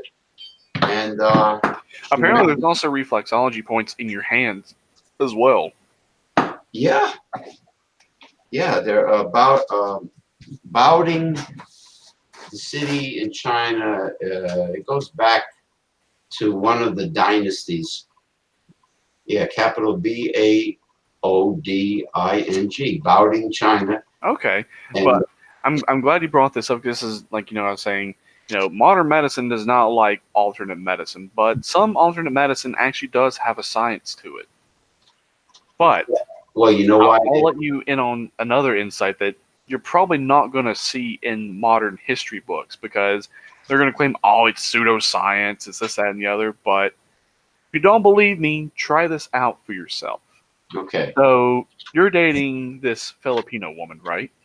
Right. So how open-minded is she? They are very open-minded. If you can discuss any subject with them, they're very smart. In general, the Asian women, but they are very proper in the way they converse with you. It's like you're talking to a scientist or a doctor. They're not like, come over here, you big hunk of man, grab me by the freaking coochie there, you Tarzan. You know, I mean, they're not going to do an American. You know, they're not going to flirt like an American girl. All right. But if you go over there and you're a tourist, then the Philippine girls will be all over you. You know. Well, this one that you're seeing. So, like, how open-minded is she, and like, how receptive is she to love or affection? Oh, okay. She told me. She says, "I'm from the old school. I have to get acquainted to get to know a man, and Right. with time, if there's chemistry, if there's romantic chemistry, when the time is right, then I want things to happen spontaneously in a natural way. I do not like men that try to force sex on me. Right. Let's just take one step at a time and see what fate brings All our right. way." Well, let me try this one on you. Okay. Now, this is probably going to weird you out, and it might weird out other people who watch this, but, just go with me here on this, and if you don't believe me, try this for yourself. Okay. All right. So you know how we're talking about reflexology points? Yeah. But that's if you know more of a personal touch. But did you know that you could tell exactly everything you want to know about a woman inside and out Right. just by looking at her feet? Well, it's funny you mentioned that, because my friend from Shanghai, China, says a traditional Chinese doctor that knows herbs, you know how he diagnosed his patients? By just simply taking the pulse. Mm-hmm. By the pulse on the wrist, and sometimes looking at your iris of your eye, but mostly the pulse. I says, how the hell do you diagnose a patient based on the pulse? She says, I don't know, but that is a big part of how they diagnose. So when you say feet, I believe it. Well, no. Just follow me on this. You can know everything you need to know about a woman by looking at her feet, looking at the tops and her soles, and they will tell you everything you need to know about her. You mean the instep as well as the bottom, the arch? I mean the entire foot? Yes, and I'll explain it to you. Okay, so if you want to know how she looks, underneath the clothes, the shape of her foot and the features about her soles will tell you everything. All right, follow me. Right. So her shoe size, like how long they are, is in accordance to her height. Right. And the width is in correlation to her weight. So that's the first start. That's the first step. All right. Okay. The shape of her heel actually correlates to the shape of her ass. Oh. All right. Now, the area above her heel but below her arch is her midsection. Her arches represent her body's curves. So if she has really high arches, then more likely she's going to have an hourglass body. But if she's kind of more flat-footed, then she's not going to have a curvy body. Because you have pear-shaped women, you have the sought after, like you said, hourglass shape with a V-shaped back, small waist, and hips. Yeah, the arches have a direct correlation from the bottom of the arch to the top of the arch is exactly how the curvature of her body is going to go. Now, the balls of her feet are going to actually represent her bust. It's going to have a correlation to her midsection, her bust. Okay, so right beneath your toes, underneath.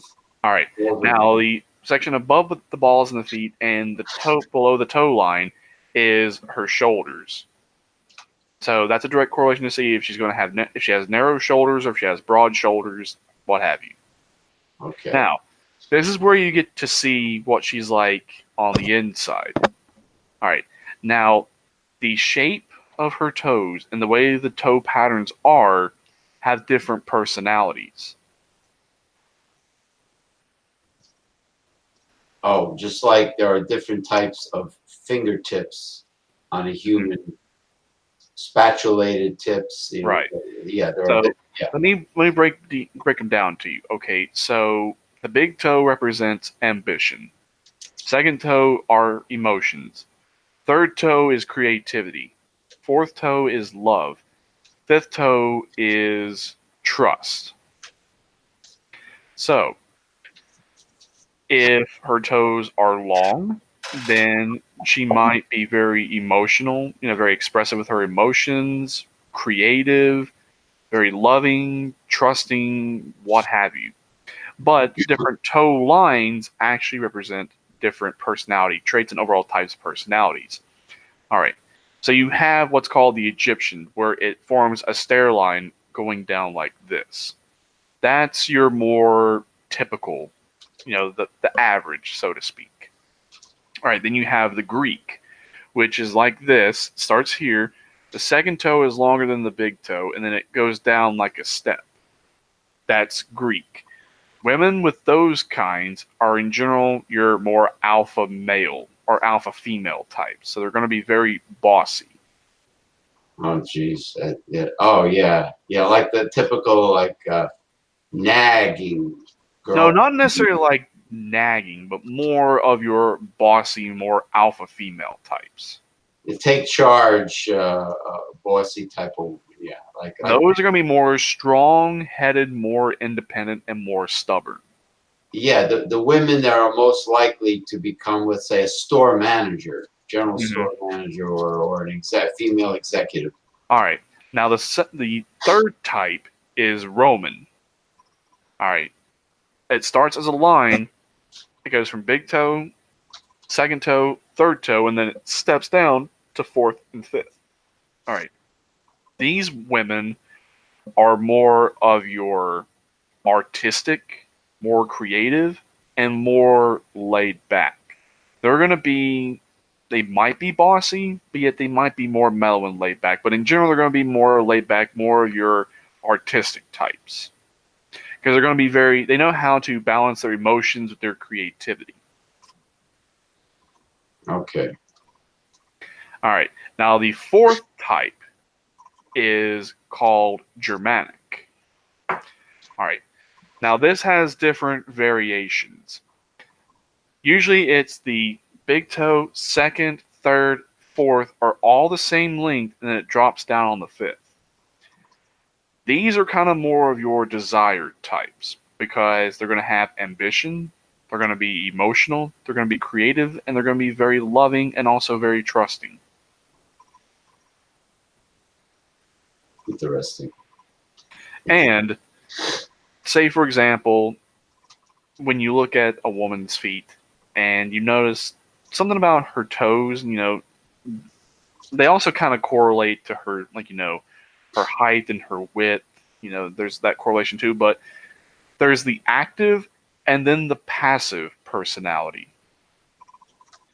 And the way you determine which is active and which is passive is she right-handed or is she left-handed? Because sometimes the toe lines on both feet may be the same, but yet they also may slightly vary depending. So you got to determine which is the active and which is the passive. Okay. Yeah, because my mom and grandmother were involved in mysticism. Mm-hmm. And my grandmother was a empathic healer, where if she would do a ritual on a sick person and tears would profusely run down her face, the symptoms of the ill person would go into her and then eventually leave her. And but she would immediately, as soon as she put her hands on the person's head, the tears would just start rushing out. They call that an empathic healer. And yeah, my mom was involved with a lot of. Yeah, good luck finding something like that in a modern psychology book or any kind of modern history book, modern medical book. You're not going to find something like that. Now, Bishop Bryan actually had or still has a lot of disagreements with the Roman Catholic Church because he reveals things that, of course, they want to keep hidden.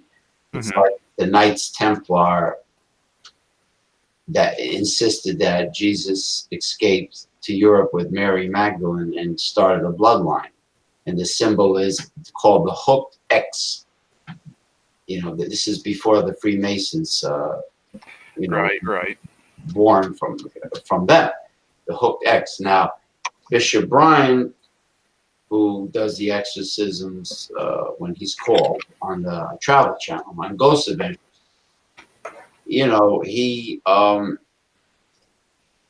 he is open-minded when it Hmm. comes to mysticism, the occult, when it comes to spirits that are, from deceased people that are not at rest and they're still wandering the earth. There are certain things that the Catholic Church just doesn't want to discuss with the public. But Yeah. And yeah, I'll even go one step further with what it is I said. And I've dated some exes in the past before I met my wife, and my wife's receptive to this too. If you really want to, kind of like, I'm trying to think of the word. Is it kinesthetically?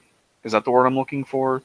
If you want to like kinesthetically bond with your significant other, or it doesn't matter whether it's a man and a woman, man and a man, woman and a woman. romantic chemistry, Yeah, aesthetics. Yeah. if you want to really bond, give her a reflexology foot massage.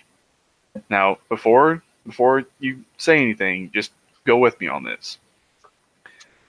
Not only can you tell what she looks like on the inside and outside just by looking at them, you can also tell about her physical and psychological health by giving her one. Now, here's how you do it. You have to do it a very specific way because I've had exes that I've done this on, and sometimes their feet were sensitive, like more ticklish, and others weren't. So I found this is like the best way to do it is all right. So you put on like some nice warming lotion, let it set for about 5 minutes, and then what you do is you take your thumbs like this. You start at the base of the heel, then you slowly do like this, inch up, and then slowly do like. Oh, like an inchworm. All right. What you are doing is by you doing this, you are actually feeling her physical as well as psychological health. And if there's any kind of imbalances or any kind of um, ailments or what have you, you can work them out. Hmm. Because I So, had this one ex I did it on. She was having some really bad depression and she had really bad constipation. So what I did was I did this for her for about an hour. And then once I was done, the next day, she sent me a message saying, I feel like I'm a new woman. I'm like, well, what do you mean? She said, my depression is gone and I took the biggest deuce I've ever taken in my entire life. I'm like, oh yeah? You feel better? I can picture her plunging the toilet bowl as she No, was. it wasn't that bad, but I was like, oh And yeah? I'm like, okay, so it does work. It's not just pseudoscience. no, I agree with you 100%. I mean, there are these electromagnetic pathways of energy that flow through our bodies called meridians, and they're like rivers. Yeah. And they do get blocked. They do get blocked. And what you just described, uh, Because whenever I did it, she said she can feel like whenever I do like an inchworming thing and I'd put pressure on certain points, she'd feel stuff like up in her sinuses, in her eyes, in her nose, in her mouth, and throughout the different parts of her body. Let's just say when it came time for the next date, I'm not going to say what happened the next day. Let's just say it was a fun date that next following date. well, you're like her witch doctor or physician. Like you helped her out. You made it. Well, and then when it was all said and done, I was like, wow, that was amazing, but what was that for? It's like, I never had that level of intensity while on a date like that, and what we did in the bedroom. Here's what she told me. She said that in some ways we have bonded in a way of which she had never bonded with another man. So I was like, okay, so maybe that saying is true, that the more emotional of a bond there is between a man and a woman, or a man and a man, and a woman and a woman, the better the sex is. That when you go beyond the biology aspect and actually take it to a much deeper level, it is much more phenomenal. I have some acupressure reflexology maps that I put on the Progressive Discussions Facebook page and an album. There's an album called Holistic Health Talk, and I've collected them over the years, and it shows you what organ is connected to what section of the bottom of the foot and the hand. Yeah. There was an article many years ago in Let's Live magazine that said if you're by yourself, you can actually give yourself a reflexology treatment by getting a bag of glass marbles that children play, that game, and putting it on the carpet and just running your feet forwards and backwards over the marbles. Mm-hmm. And as the marbles rotate, they stimulate different points. It made sense, as far as giving yourself one. Yeah, modern medicine would look at that as pseudoscience, and it's not real medicine, and this, that, and the other. I'm like, well, guess what? All I gotta say is the results speak for themselves. Hey, all I know is I've taken Panax,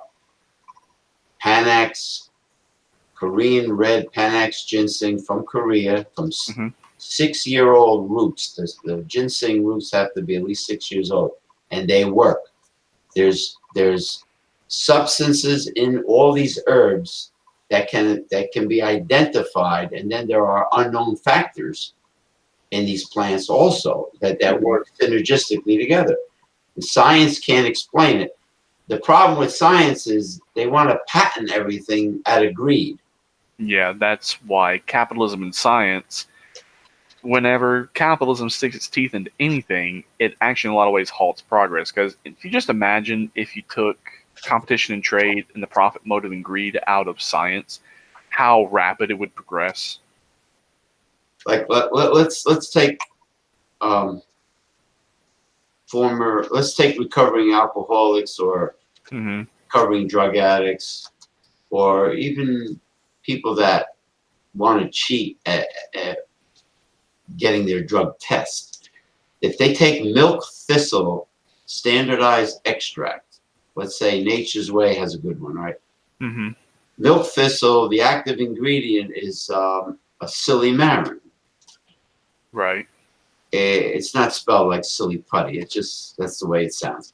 Silymarin is the active ingredient that's standardized. So you'll see a percentage on the label, so much percentage of silymarin for every capsule taken. So it's standardized. But then you have all the unknown factors. Milk thistle is a liver cleanser. Mm-hmm. That's what it's known for. Stinging nettles is supposed to be good for men, male problems, for allergies. So, herbs are time proven, but there's no big bucks for the drug companies in And plus, I'm one of those people that if I go to the hospital, or if I'm saying I need to go to the doctor or I need to go to the hospital, then it's bad, because I will naturally treat any kind of ailment or problem that I have before I will step foot in a doctor's office or a hospital, because I hate going there. I hate going there because I don't like people who go there, because the people that you sit with in the waiting room are just, you just want to just stand in the corner and just say, go about 10,000 miles away from me in that direction. Well, it's not just one waiting room. Jerry Seinfeld's stand-up comedy was right. There's the second waiting room. And plus, I hate the smell of a doctor's office. Oh, it's terrible, and it's always freezing. It's so cold and. No, I mean, not that. I mean, I don't get cold or burn up easily, but if I'm complaining that I'm cold or it's hot, then more likely it really is cold or hot. Yeah, The doctor's offices don't freeze me. when they put the gown on me, why? I said, why is my ass always hanging out of a hospital gown? I mean, it's like, when I went for my 2 hernia procedures, I said every time I'm in a hospital, I can't close this fucking thing. I can't tie it. My ass is always hanging out of it. The food sucks. I said, let me ask you a question. Is it true that registered dietitians design hospital food menu? They go, yes. Is it also true that they require a master's degree to be a registered dietitian? The answer again was yes. So you mean to tell me people with master's degrees are putting together this garbage? I mean, I've ate some hospital food. Some of it is good, but some of it is terrible. But where I've had the best luck in getting hospital food is going to the hospital cafeteria. Oh no, they're fine. I like the hospital cafeteria. Yeah, they got some pretty mean cooks in a hospital cafeteria, but I always thought that the hospital food that you get comes from the cafeteria. Well, but how come the food is so much damn better in the cafeteria? I mean, I've ate hospital food and I've ate, out of the hospital cafeteria. I mean, I have not really noticed a difference, but then yet, that's just me. So take it with a grain of salt. I got a better idea. Go to Memphis, Tennessee, and to all those old barbecue establishments. But yeah, we got some pretty good barbecue around here, I'll tell you. There's a paranormal investigation team that's on TV from Tennessee. Mm-hmm. They're all from Tennessee, and they bring electronic equipment and they investigate all that stuff. But I also saw this old landmark in Memphis where they deep fry everything in this restaurant in lard, pig fat. They said the lard is over 100 years old because as long as you keep the pork fat clean, it doesn't have to be refrigerated and it will last forever. I've tasted the difference between lard and butter. I think butter tastes better. Oh yeah, like the way the Irish use a lot of. I get the Kerry Gold. I notice a difference in flavor from the imported Kerry Gold butter from Ireland and the domestic butter. You all right? I've been fighting this cold. I better go soon. But anyway, the ghee. Now the Indians use a clarified butter called ghee, Ghee, Mm-hmm. and it's actually used in Indian Ayurvedic medicine by the yogis and everything. It's actually medicinal. There's something about the process of clarifying the butter, which they bring it to a high temperature, they melt it, and then they skim off any impurities that rises to the top. Mm-hmm. And then whatever's left, they cool it down and they solidify it. And that's what ghee is. There's something about ghee from, the dairy cows that they have in India that make this product are all organic, grass-fed cows, no antibiotics, no drugs of any kind. They're free range pasture. I mean grass-fed cows, Right. which I believe has a lot to do with the quality of either the dairy product or the beef. Now, of course, they don't eat beef because they're Hindus. Right. But I think there's a huge difference. I mean, I've had organic grass-fed steak and dairy products, and I can definitely taste a difference. Well, some organic foods I've tasted. We'll talk about this as our last topic of discussion, then we'll go. I mean, I've tasted some organic foods. Like I've tasted all natural grass-fed beef versus what you get at the grocery store. I mean, I noticed there is a taste difference, but is the price difference justifiable in my opinion? No, they're ripping off the public. Yeah. It's Yeah. like healthy is expensive in the United States because like you can go to McDonald's and get like a cheeseburger for like $1.19, but a salad's like $5. But if you go to Latin America or even any third world country, all their chickens are free range. Mm-hmm. The chicken goes around eating whatever it feels like, whatever it gets its little beak on, insects, field mice. The chickens are like maybe worse than pigs. Chickens will eat any damn thing. Yeah, they'll even eat stuff out of their own shit. Yeah, if you want to clean up your property, definitely get chickens because Or goats. Goats. Oh yeah, like the story your wife was telling about the decibels in the North Carolina town. Oh, well, the town she is from, Christiansburg, Virginia. Yeah. It's the town beside the Virginia Tech. You need a goat instead of a lawnmower. Yeah. I didn't realize a baby's cry was really that high in decibels. It's amazing. Yeah. But yeah, being healthy here in the United States it's a racket. It's like they want people to be unhealthy. They No, want people to be unhealthy physically, but they want people to be unhealthy psychologically as well. oh, they want customers. They don't want patients that are cured. They want ongoing customers, like for your whole life. Yeah.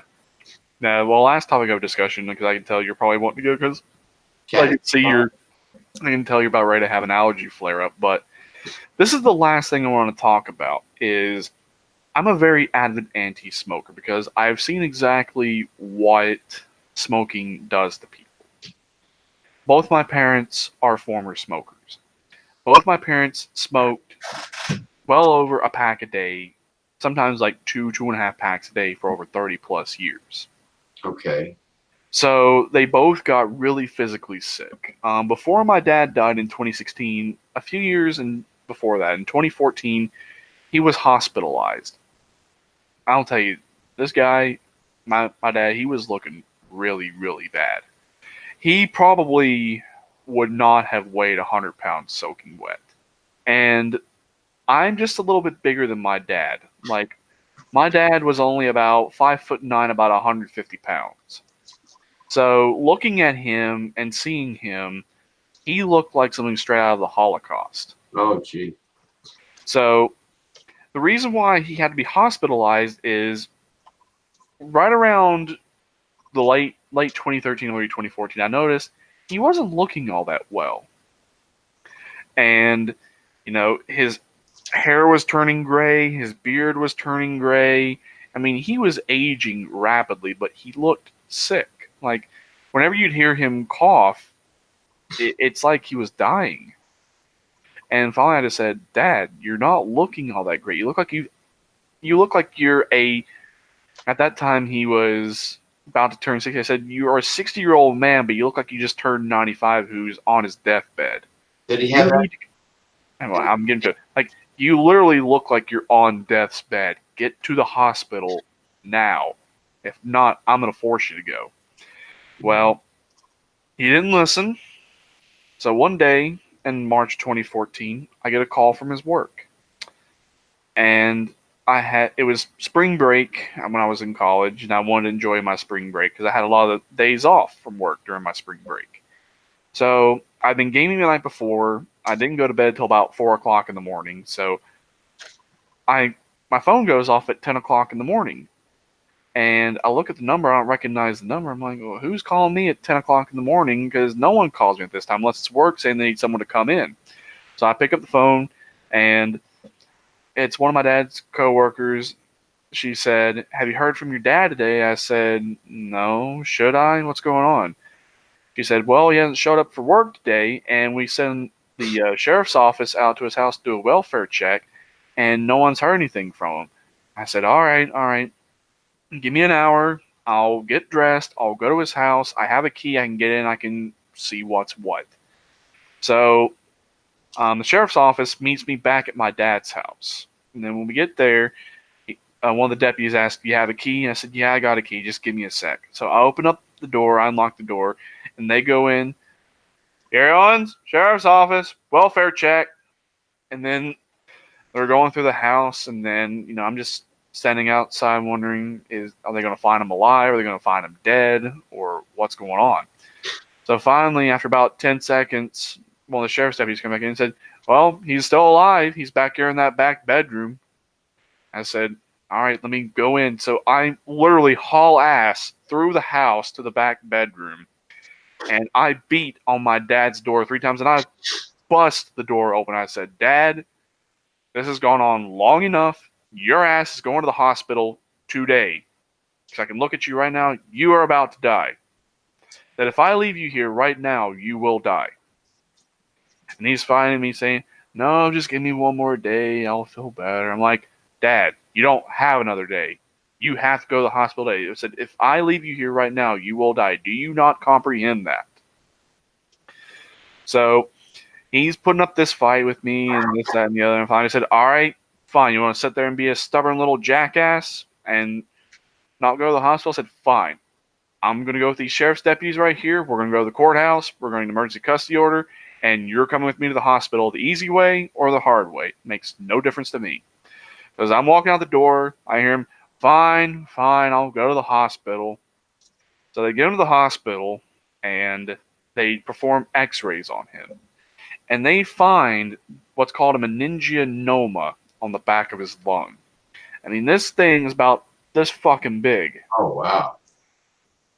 And we were like, what is that? Like, does he have lung cancer? She said, no, it's not lung cancer. It's benign. It's not cancerous, but it will have to be removed. So my dad is saying, no, I don't want to undergo surgery. I'm like, Dad, you have no choice. You have to do this. Now he's fighting you about that. Yeah. So I finally just say, it's been a long, stressful day. I'm going to go home.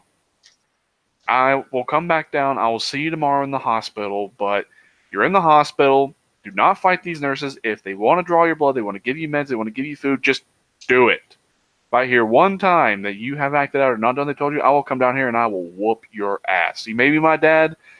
You might be meaner than me because you're in the military, but that still don't mean that I won't give you a good ass whooping if need be. So I left. I came back down the next day, and he was doing all right. Once I got some fluids in him and he got some food in him, he was all right. They had to give him about 7 IV bags of fluids because he was that dehydrated. They had to give him that in his IV. Then he had to drink I think it was over a gallon of fluids just to get him even remotely hydrated. Even then, he was still dehydrated. Oh, wow. I mean, when you could hear this guy talking, you tell he was dying. He was disoriented. He was obviously not in his right state of mind. It was dehydration that was causing these symptoms. Or it could have been because of lack of nutrition. He literally was out of it. So then finally, they transport him down to where I live at now. I live in Kingsport, Tennessee, but in the city over next to me, they have Johnson City Medical Center. And that is a really big hospital here in eastern Tennessee. And it accompanies the whole area. It encompasses, they take in people from East Tennessee, southeastern Kentucky, southwestern Virginia, and northwest North Carolina. I mean, if you really are the sickest of the sick, physically, this is where you go. So they transport him down to Johnson City Medical Center, and they remove the meningioma, and for 3 weeks, he had to have a chest tube through this side of his chest into his lungs to drain all the fluid, because when they removed it, it caused a lot of fluid buildup in his lungs, so it had to all be drained. Oh. So once he recovered, he was doing all right. But after that, he didn't stop. He stopped smoking. He said, nope, I am getting off smoking. I am not doing that anymore because that's probably what caused it. So he said that ultimately, by him smoking for over 30 plus years, pack and a half, 2 packs a day, is probably what caused it. They said you were very lucky this was not cancerous. I was just going to say that. So they said you dodged a bullet by about this much. You got by the skin of your teeth. Now, he is very fortunate it wasn't lung cancer. Mm-hmm. Yeah, but he died in 2016, but that was of a heart attack. That was for other reasons. Now, my mom, on the other hand, when my dad was in the hospital, my dad told my mom, if you do not stop smoking, this will be your fate too. Because for him, that was a big awakening. Well, So my my mom did not listen. And after my mom did not listen, that following year, early 2015, she came down with a really bad case of pneumonia. I was about ready to have her hospitalized as well. Then after that, my mom stopped smoking and she switched to this, the vape. I will go ahead and admit I'm an ex-smoker, and I, I probably have irreversible lung damage by smoking, but then yet I was also exposed to a lot of secondhand smoke as I was growing up, so I which is may get lung cancer. where secondhand smoke is Hmm. it's bad. I was exposed to it when I was very young because my grandmother smoked from when she was 14 years old because it was cool back then to smoke because all the celebrities and movie stars smoked, and you know what I mean. Right. They had the cigarette holders and to look glamorous. But anyway, yeah, secondhand smoke. I know people who died of lung cancer, who had emphysema. It goes on and on. One of my best friend's Hmm. father died from that. My father had emphysema, but my brother still chain smokes. He yeses me to death. Yeah, yeah, James. I know I have two young daughters. I should quit for my daughters. I should quit for them, for their sake. Yeah, yeah, yeah. I said, Scott, don't yes me to death anymore. Yeah. I know you're not going to quit. But getting to the main point of my argument, I mean, not to pull on anyone's heartstrings, but I just want to put into perspective as to why I'm an anti-smoker.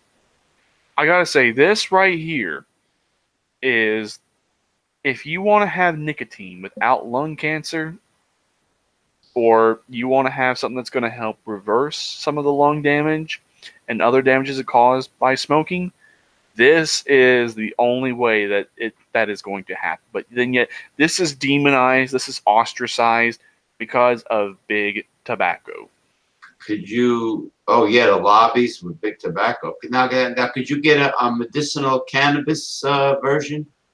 You can, in some states where that's legal, you can, but this, I'll go ahead and I'll tell you, this is, I paid $50 for this mod because, for some reason, I got the urge to want to smoke again, but nowadays anymore, I cannot stand the taste or the smell of a cigarette. Like, if I even just smell like it on someone's breath or they smell like a walking ashtray, it literally just gives me a bad sinus headache. Now, would cannabis oil produce a vapor in a vape apparatus? Probably, yeah, but this, they've done long-term studies on this, and let me actually find that video since we're talking about it. I'll post it over here in the chat.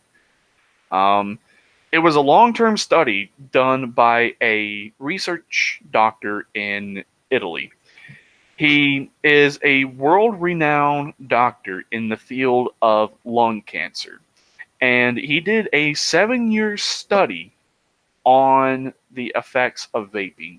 And to actually have a very conclusive study, he took non-smokers and smokers to see what vaping actually really does to help smokers quit. Does it actually help repair lung damage because of smoking? And that was one part of the study. Now the other part of the study was, is vaping actually really worse than smoking? So you have this dualistic study going on here. And after 7 years, here's what the study concluded. And I've read all the other studies, and I'll use this term loosely, that vaping is worse than smoking, and that it causes popcorn lung, it causes cancer, does this and the other. That's a bunch of bullshit, because I would trust this guy's studies more than I would anyone else, because he is a world-renowned researcher and doctor in lung cancer. And here's what his results had to say for themselves. Vaping is not healthy, but it's not also unhealthy. Vaping does not cause cancer. Vaping does not cause emphysema. It does not cause lung damage. In fact, really, depending upon the severity of lung damage. It actually helps heal the lungs when they've been damaged. That whenever they took smokers who have been smoking for quite a few years and they switched over to vape, that once they started the vape and they started clearing all that stuff up out of their lungs, that their lungs actually healed better because there is an ingredient in vape juice. They have to have a certain percentage of propylene glycol and vegetable glycerin. Propylene glycol is accepted in breathing treatments. So, like, if you go to the hospital for a breathing treatment, like you can't breathe, and you know how it helps clear up all that stuff up out of your lungs?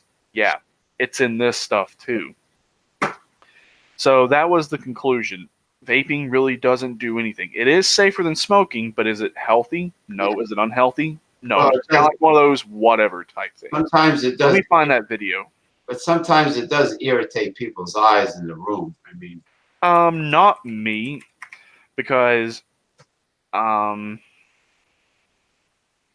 here we are. Let me find. why don't you put it on your Facebook profile, and then I could share it with Holistic Health Talk. All right. There we go. I posted it over there. So you have to just click on that link and copy and paste that link. Yeah, that's what their studies concluded. Vaping does not do a damn thing. It does not cause popcorn lung. It does not cause cancer. It does not. Oh, and this is another thing that anti-vapors like to try to push, is that if you vape, you will start smoking. Bullshit. If vaping pushes people to smoke, then it's doing a terrible job, because a lot of smokers that I know, being an ex-smoker myself, this prevented me from going back to smoking. And in fact, if anything, this has probably helped me more than you could ever imagine, because I have exercise-induced asthma. This is probably being exposed to all the secondhand smoke throughout the years. Yes, I have exercise-induced asthma. And if I flare up really bad, I take a big hit of this vape. Within 10 seconds, it's gone. So my personal opinion, and what I can tell just based on research of vape, is I'm a vape rights advocate. Because this is the future of nicotine consumption. This is what is helping people quit smoking. And this is what is ultimately going to help reverse lung damage and any kind of other associated damage because of smoking. And this should not be demonized and ostracized just because it's the new wave and it's undermining big tobacco. Okay. In fact, kind of just talking about that makes me so pissed that I'm going to have a vape. Well, you know what? This has been a very unique, progressive discussions. A bit of it was, quite a bit of it every week is ad-libbed, and which I like, but it was very well diversified. I'm glad that we touched upon alternative medicine, as well as the politics that we normally discuss. And of course, it's appropriate to have a special show for Karl Marx's 201st birthday. Right. And, it was just a great show. So there's just one more thing to add on. I don't like the fact that douchebags use these, like, the ones that like to blow the big clouds and fill the room with vape and blow it in people's faces and people. I hate that. Be obnoxious about both things. Well, I mean, I do vape inside, and sometimes I can't help this, but sometimes Wyatt, my stepson, he'll come in and he'll play in the vape clouds. It doesn't choke him up and this and that. In fact, he likes some of the ones that I've got because they actually do smell good. Like the one that I've got in my vape tank right now, Smoky Mountain Shine. I got this at my favorite vape shop. It's near the place I work. In fact, it's in the same parking lot. It's just right down the parking lot from where I work, called Rocky Top Vapor. And as I was going through all the different vape flavors, this one is probably my favorite. It's called Peppermint Menthol. Oh, that's interesting. It is strong, I will tell you. I wonder if they have a cinnamon clove, like, or a chai, like They do. I mean, at this vape shop, that's one thing I do like about vaping is whatever flavor you want with your nicotine, you can get it. And they also have varied amounts. Like this one is zero nicotine, but I think the vape juices actually taste better without nicotine in it because I do it for the flavor. I like to have all the different flavors because, like, I'm gonna go in there and have my other can of the nitro milk stout and sip on it for the rest of the night. This is gonna be a good complementary to it.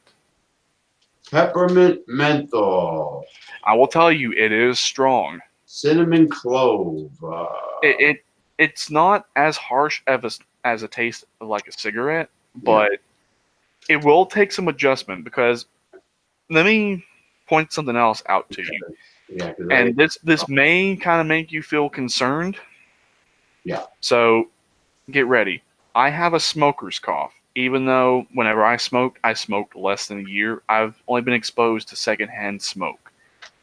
Listen at me, who's only been exposed to secondhand smoke majority of his life and smoked less than a year, and then compare it to someone who has smoked for 20 or 30 plus years. You ready?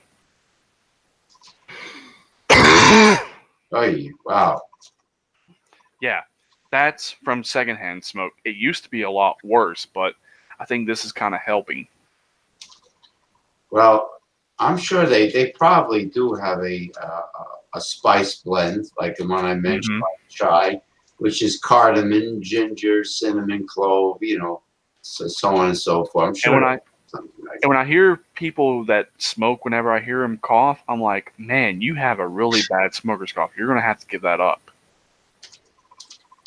Well, they don't know because they hear like the cough, like you got a cough up your lung out of your mouth. No, like if you listen, I'll do it one more time. Listen, there's a normal cough, then there's a smoker's cough. I've got one, even though I smoked less than a year, but was exposed to a lot of secondhand smoke. Listen to how different it is from a normal cough. You ready? Hang That's normal. on. Hey, You notice the difference? yeah, Sounds more disgusting. It's more throaty sounding. it sounds like something's going to be coming out of your mouth, flying. Or your lungs. Yeah, listen. Yeah. Well, you know what? Um, Yeah, like I you said, it def- used to you be a def- lot worse. yeah, you definitely. The human body is amazing, and how it regenerates itself under the right conditions, and you're smart enough to make sure the right conditions occur. Yeah, So, but I do have to go because yeah. I am not feeling my best. But we got we can probably do one more show. When I move, I'm going to have to go on a bit of a hiatus because I have to find a new internet provider Mm-hmm. and a new apartment. Right, right. You know what I mean? I got to set things up. But You know about how long of a hiatus it'll be?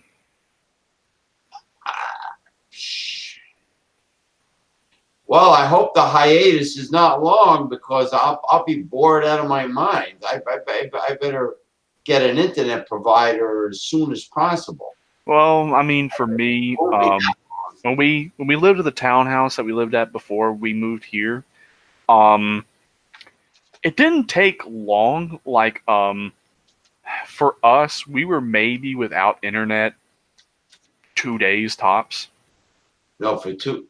Oh my God! Just 2 days. I mean, 2 days wasn't all that bad.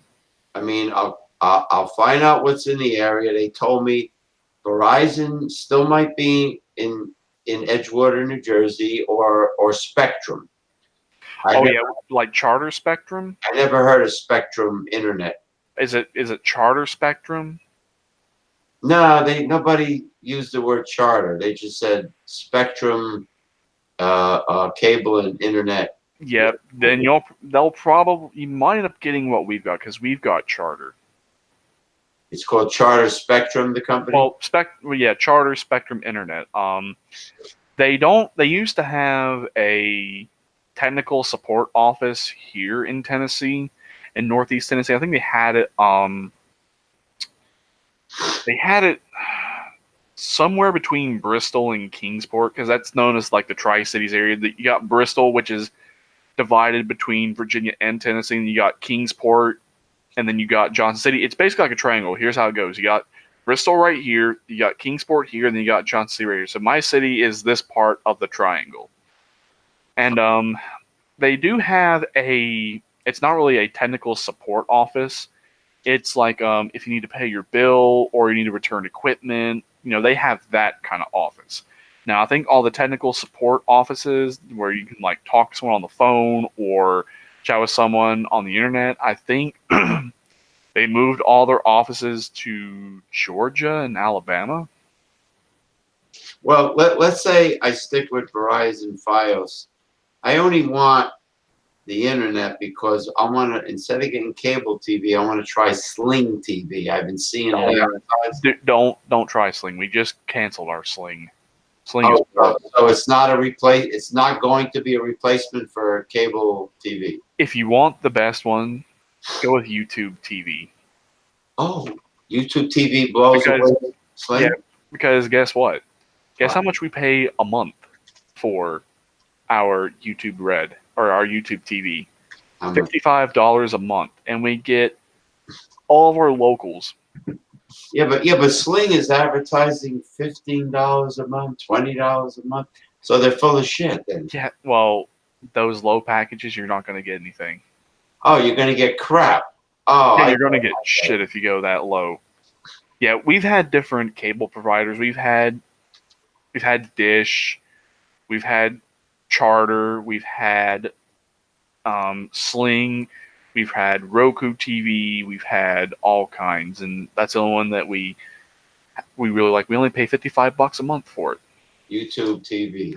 Yeah, but that's the only thing is I mean, it's all right, but if I don't really watch TV all that much. My wife is the TV watcher. I'm not. If I want to watch something, I'll just pop on Netflix or something. So if I want to watch, let's say, the History Channel or the Travel Channel, or as far as I know, it's on YouTube Red or YouTube TV. I don't know why I keep calling it YouTube Red. Yeah, or the other one,